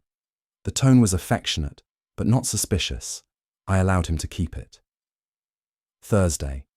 He asked if he could attend a lecture on art history. I denied permission. As we discussed, such pursuits are to be discouraged. This went on for pages. Every day documented, every choice scrutinized. The son, whose name was not recorded, was essentially living in a prison where his jailers were his own family, acting under medical orders. Forsyth considered this a humane alternative to institutionalization. He argued that keeping the patient in the family environment under proper supervision was less traumatic than asylum care. He seems to have genuinely believed he was helping. But the effect was the same. The young man was not free. He was not accepted. He was a problem being managed, a condition being treated. and every member of his family had been conscripted into the role of enforcer. Some young men in this situation simply waited until they were old enough to leave. They endured the surveillance, played the role expected of them, and left home the moment they legally or financially could. Others were not so fortunate. If they showed no improvement, or worse, if they were caught in a relationship despite the supervision, they could still be institutionalized. The family treatment was always presented as a chance to avoid the asylum, but the asylum remained a threat. The psychoanalytic approach also introduced the concept of the latent homosexual, the idea that many men who did not act on same-sex desires were nevertheless inverts whose condition had not fully manifested.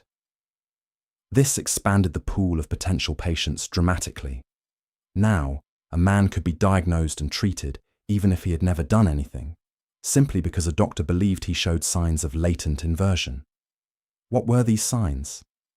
They varied by doctor, but common indicators included being unmarried past a certain age, having primarily male friendships, showing interest in the arts, being emotionally reserved with women, being too emotionally expressive in general, poor posture, certain styles of dress, and an inability to enjoy masculine pursuits like hunting or sport.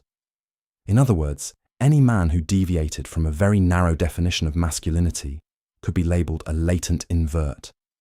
And once labelled, he could be pressured into treatment by family, employers, or social pressure. This is how the medical model of homosexuality spread beyond the men who were actually gay. It became a tool for enforcing rigid gender norms on all men. Step outside the boundaries of acceptable masculinity, and you might find yourself in a doctor's office being evaluated for inversion. Some men underwent treatment for latent homosexuality who were not gay at all. They were simply sensitive, or artistic, or introverted, or unmarried, or otherwise different from the masculine ideal.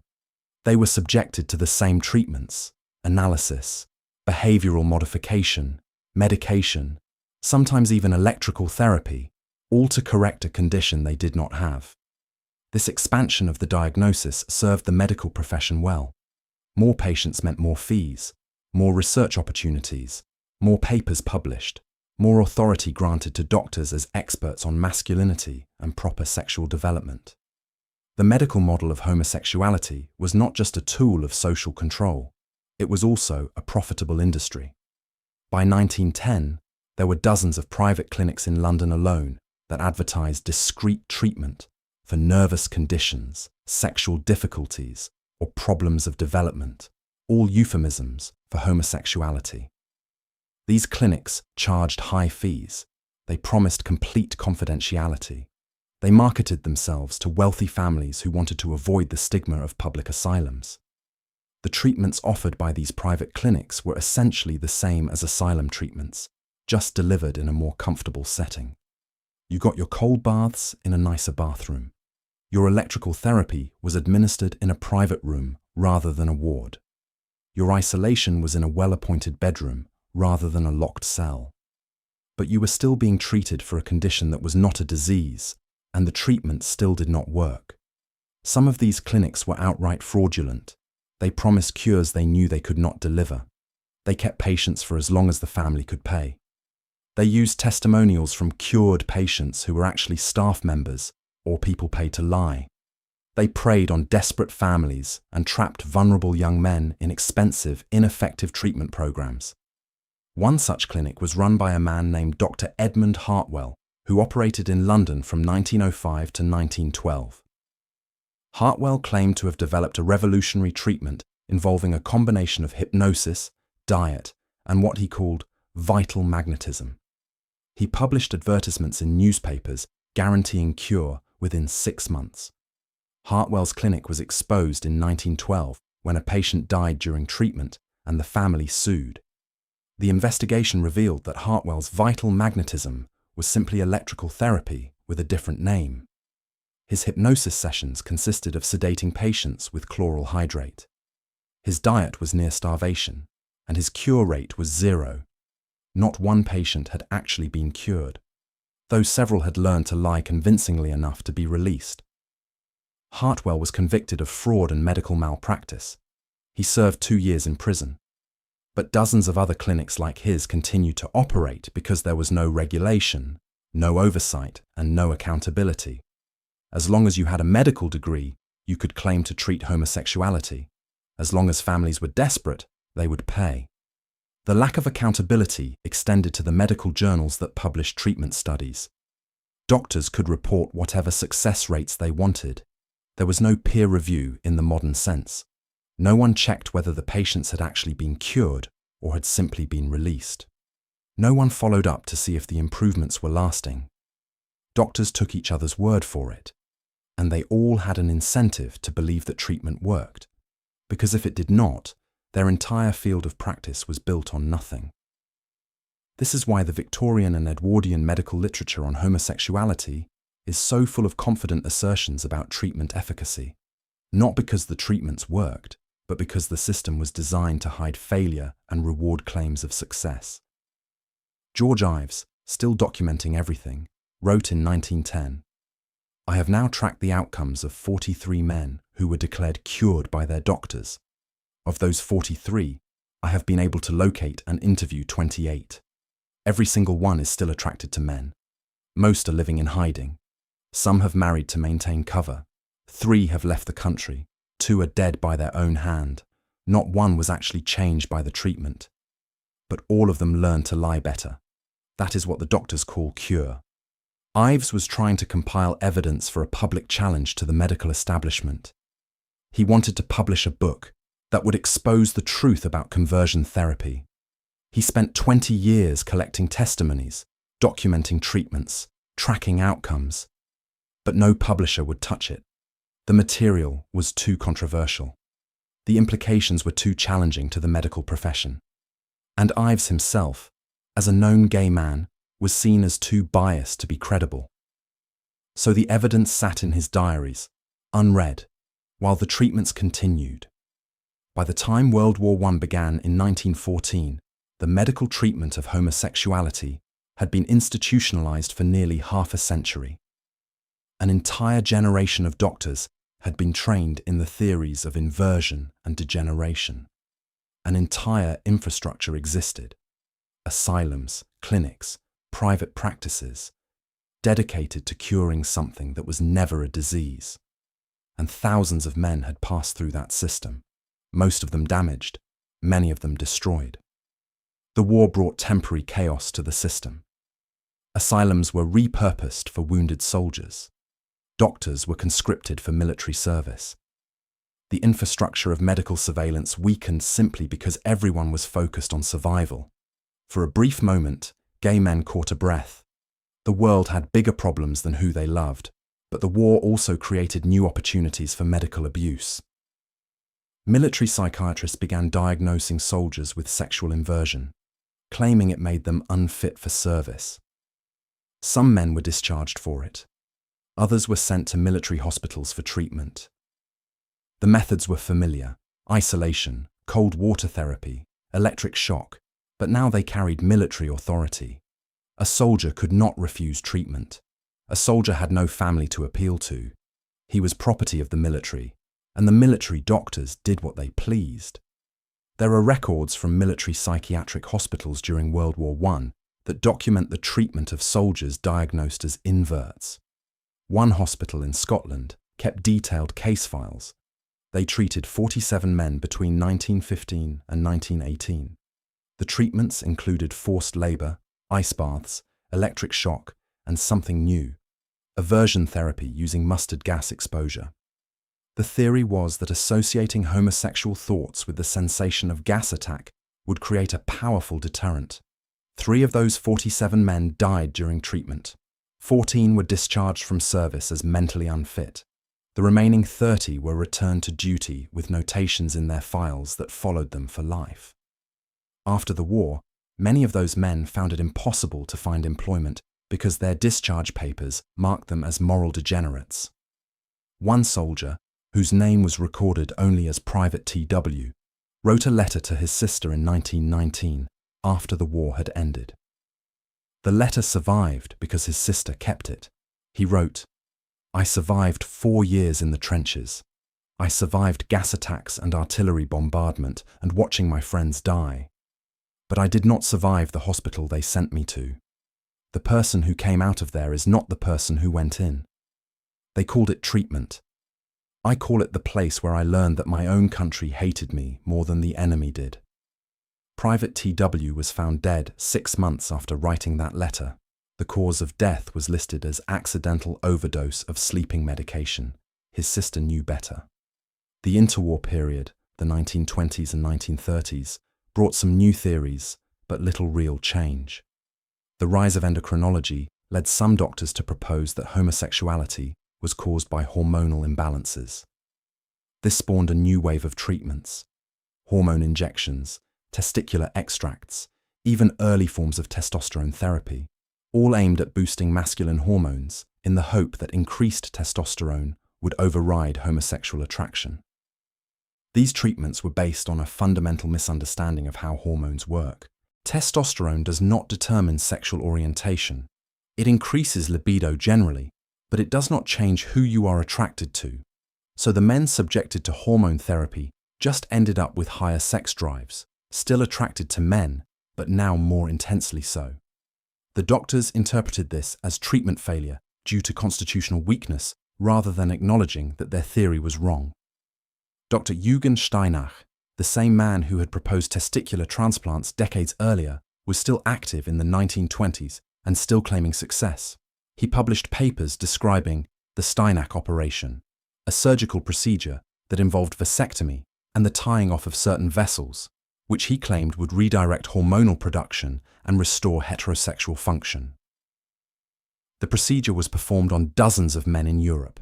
It had no effect whatsoever on sexual orientation, but Steinach continued to promote it, and other doctors continued to perform it, because hope was more profitable than honesty.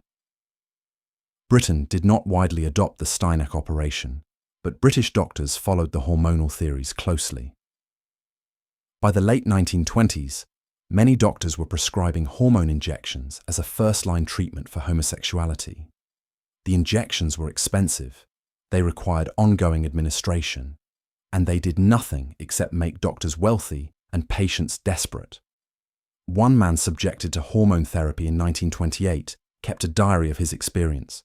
His name was Robert Lindley. He was 24, caught in a relationship with another man, brought to a doctor by his family. The doctor prescribed a course of testosterone injections 3 times per week for 6 months. Lindley's diary entries chart his growing despair. Week 1. The injections are painful, but I am told they will help. I want to believe that. Week 4. I do not feel different. The doctor says I must be patient. Week 8. I am more miserable than before.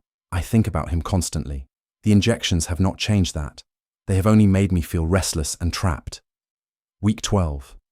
I told the doctor the truth. He increased the dosage. Lindley's diary ends after 6 months. The final entry reads, "They have taken 6 months of my life and hundreds of pounds from my family. I am exactly as I was, except now I know with certainty that there is no cure, because if this did not work, nothing will. I must learn to live as a lie or not live at all." Lindley chose to live as a lie. He married a woman in 1930. He had 2 children. He maintained the appearance of a normal life, but his wife later wrote, after his death in 1962, that he had been a ghost in his own life, present, but never really there. She found his diary after he died and finally understood why. The 1930s also saw the rise of psychoanalysis as the dominant framework for understanding homosexuality. Freudian theory was now widely taught in British medical schools. The new generation of psychiatrists believed that homosexuality was caused by unresolved childhood conflicts, particularly problems with parental relationships. The cure, they argued, was not physical intervention, but psychological, years of analysis to uncover and resolve the underlying neurosis. This sounds gentler. It was not. Psychoanalytic treatment for homosexuality was a different kind of torture. Instead of shocking your body, they attacked your mind. Every relationship in your life was reinterpreted as pathological. Your mother loved you too much. Your father did not love you enough. Your friendships were substitutes for proper masculine bonding. Your emotions were immature. Your desires were regressive. The analyst's job was to break down your self-understanding and rebuild it according to Freudian theory. You were told that you did not actually love men. You were seeking your absent father, or fleeing your dominating mother, or stuck in an infantile stage of development. Your own feelings were explained away as symptoms. And if you resisted this interpretation, if you insisted that your feelings were real and valid, that was proof you were in denial, which meant you needed more analysis. The system was unfalsifiable. Everything you said could be interpreted as evidence of your pathology. Psychoanalytic treatment could last years. Patients would see analysts 3, 4, 5 times per week. Each session would dig into childhood memories, dreams, fantasies, every thought and feeling you had ever had. The analyst would interpret everything through the lens of psychosexual development theory. And at the end of years of this, most patients were no less gay. They were just exhausted, confused, and convinced something was deeply wrong with them. Dr. Edmund Bergler, an analyst who practiced in London in the 1930s before moving to America, was one of the most aggressive proponents of psychoanalytic cure. He claimed homosexuality was always accompanied by severe neurosis, and that homosexuals were essentially self-destructive personalities. He wrote, "I have no bias against homosexuals. I have a bias against the psychic masochism that causes homosexuality and makes homosexuals such bitter, unhappy people." Notice the trick. Bergler claimed homosexuality made people unhappy, ignoring the fact that the unhappiness came from living in a society that rejected them and subjected them to treatments like his. Then he used that unhappiness as evidence that they needed treatment. It is circular logic at its most insidious. Bergler reported that he had cured numerous patients through analysis. But when other analysts followed up on his claims, they found that his definition of cure was extraordinarily loose.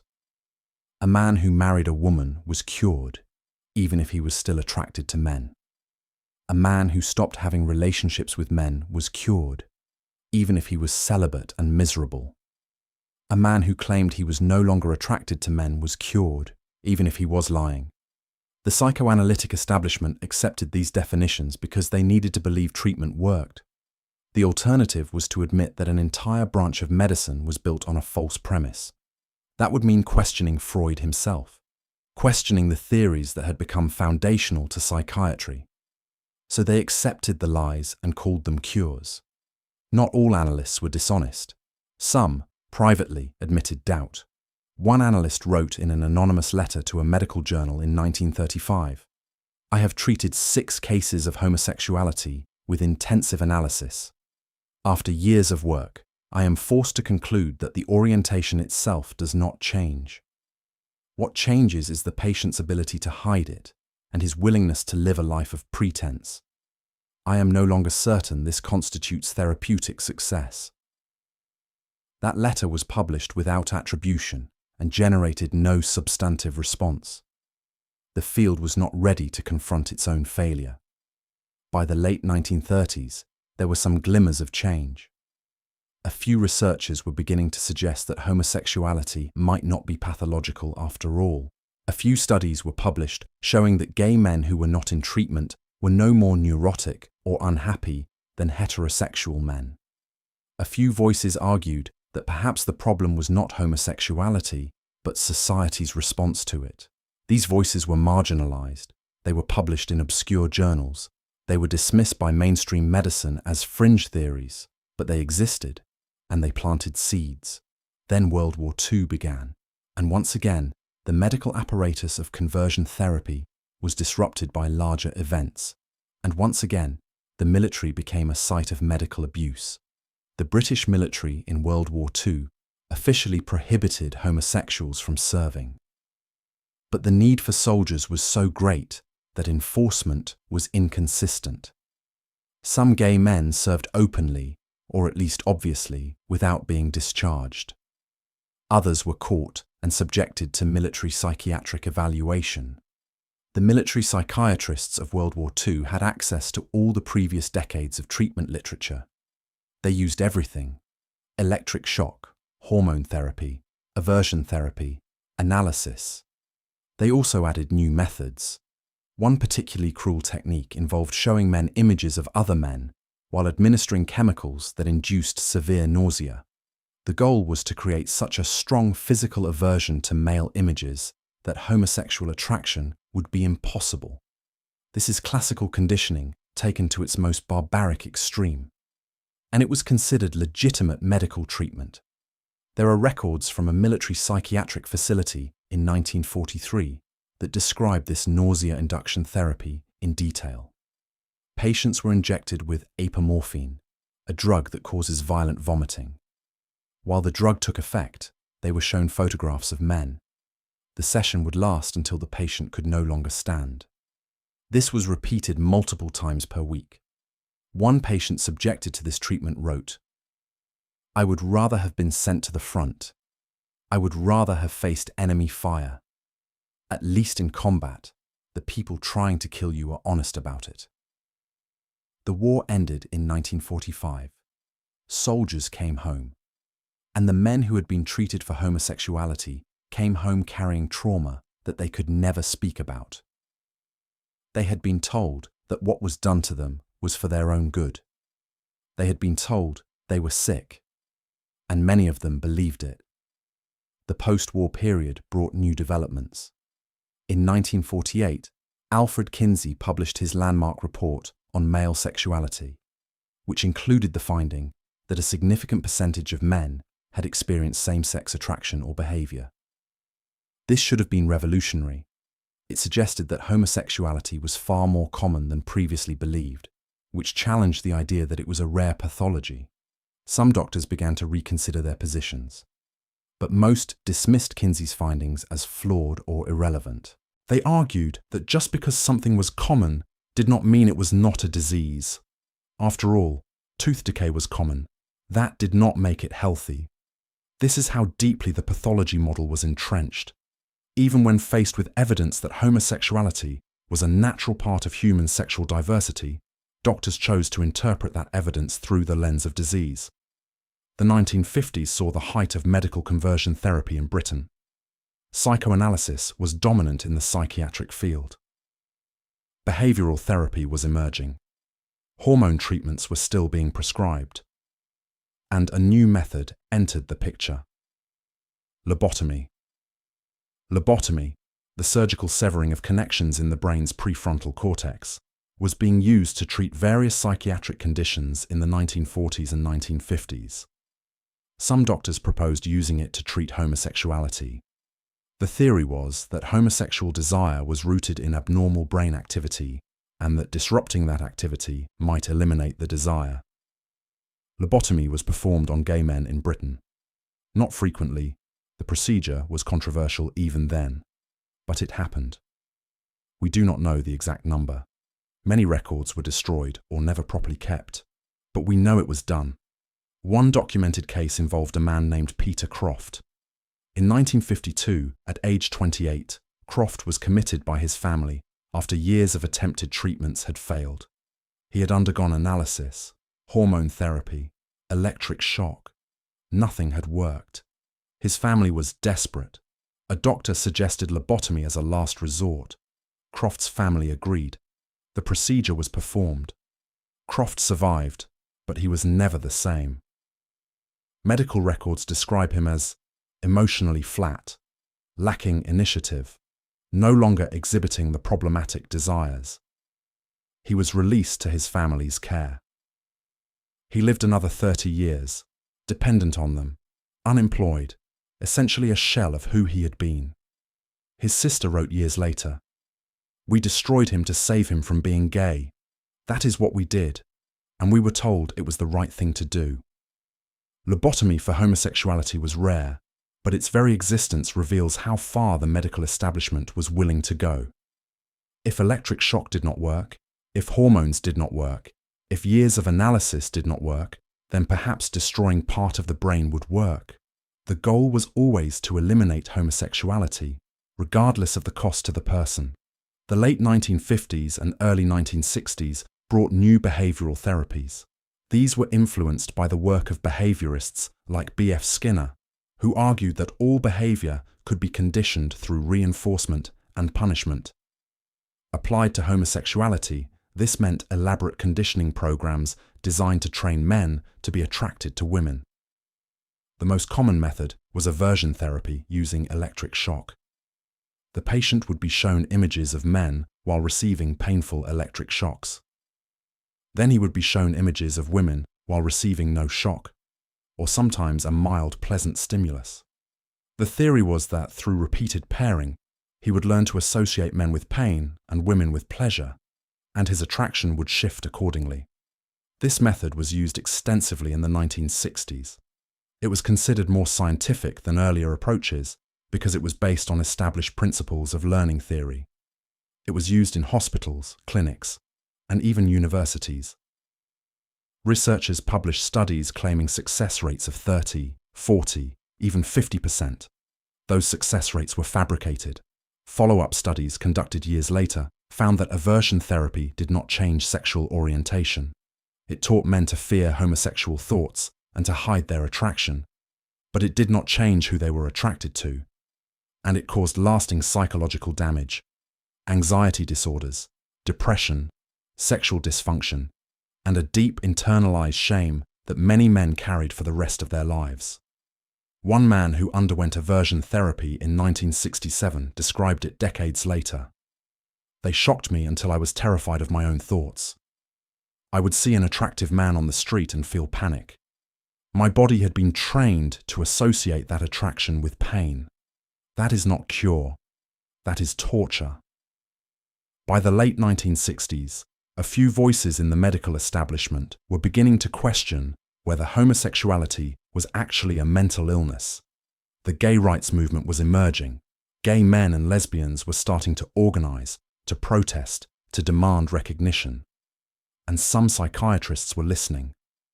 In 1973, the American Psychiatric Association removed homosexuality from the Diagnostic and Statistical Manual of Mental Disorders. This was a landmark moment. It represented an official acknowledgement that homosexuality was not a mental illness. Britain was slower to change.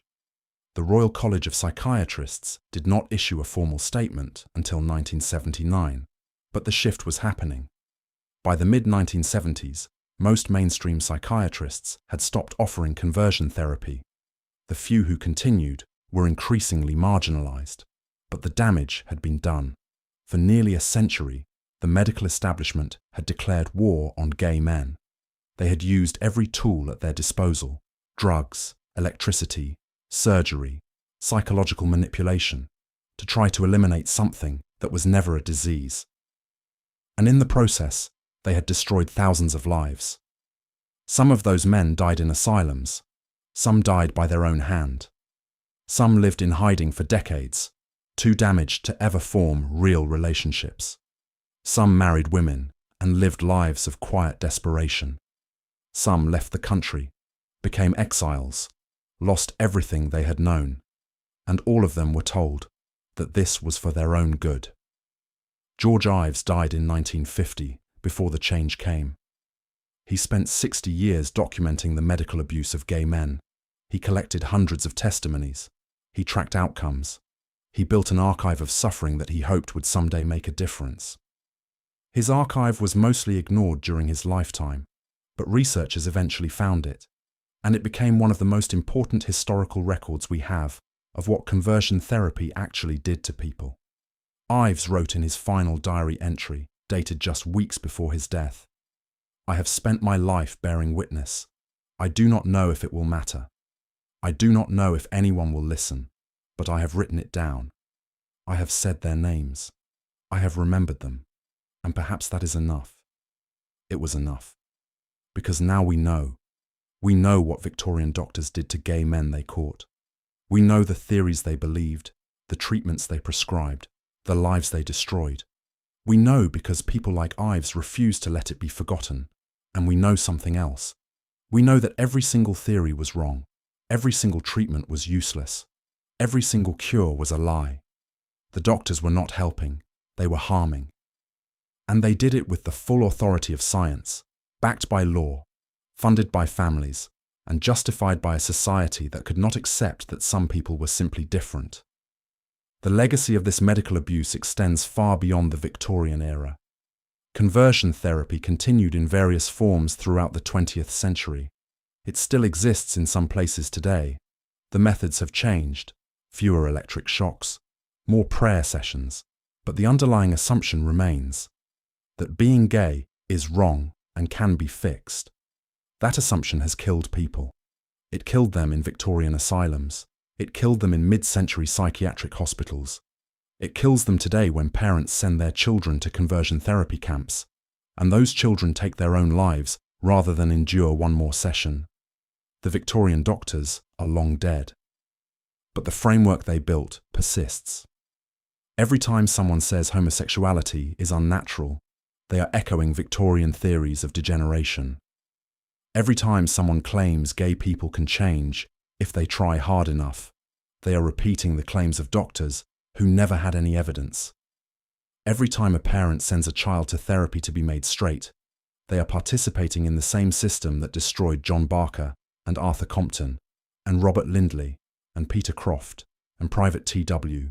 and Thomas Kershaw and all the unnamed men whose files list only patient numbers and dates of death.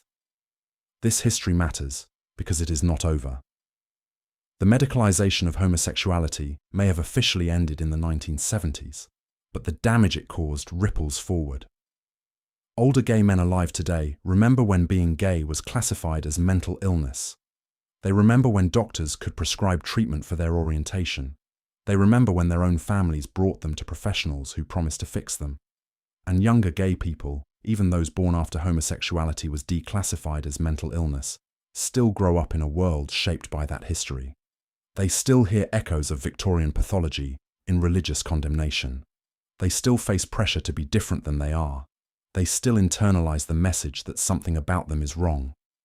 Understanding what Victorian doctors did to gay men they caught is not just an exercise in historical curiosity. It is an act of bearing witness to systematic medical abuse. It is a reminder that science, when built on prejudice rather than evidence, becomes a weapon. And it is a warning about what happens when we allow authority figures, doctors, therapists, religious leaders, to define other people's identities as diseases in need of cure. Every man who died in a Victorian asylum, every man who was shocked and drugged and broken, every man who learned to hate himself so thoroughly that he could not survive, they deserve to be remembered. Not as case studies or patient numbers, but as human beings who loved and were punished for it. So tonight, as you drift towards sleep, remember them. Remember that they existed. Remember that they suffered. Remember that what was done to them was wrong, was always wrong, was never justified by the theories that claim to explain it. Remember that love is not a disease. That difference is not pathology. That people do not need to be cured of who they are. And if you are someone who has ever been told you need to change, who has ever been subjected to therapy or treatment meant to make you someone else, know this: you are not broken. You never were. The systems that tried to fix you were broken. The theories that called you sick were lies. You survived something that should never have happened, and your survival is an act of resistance against everyone who tried to erase you. The Victorian doctors believed they were right. They believed they were helping. They believed their treatments would someday be seen as medical breakthroughs. They were wrong about all of it, and history has rendered its judgment. What they did was abuse. What they called medicine was torture. What they promised as cure was destruction. We remember them not to honor them, but to ensure that what they did is never forgotten, never repeated, never again justified by the claim that we are just trying to help. Because the most dangerous abuse is the kind that wears the mask of care, that calls itself healing while it wounds, that destroys in the name of saving. So before you drift off, if you are still with me, let me know in the comments where you are tuning in from and what time it is for you. It is always fascinating to see who is joining me from around the world. May your dreams be free of doctors who claim to know better than you do who you are. May you wake knowing that you are exactly as you should be, and may the memory of those who did not survive remind us why we must never stop fighting for the right to exist as ourselves, without permission, without apology, without cure. Good night, and sleep well.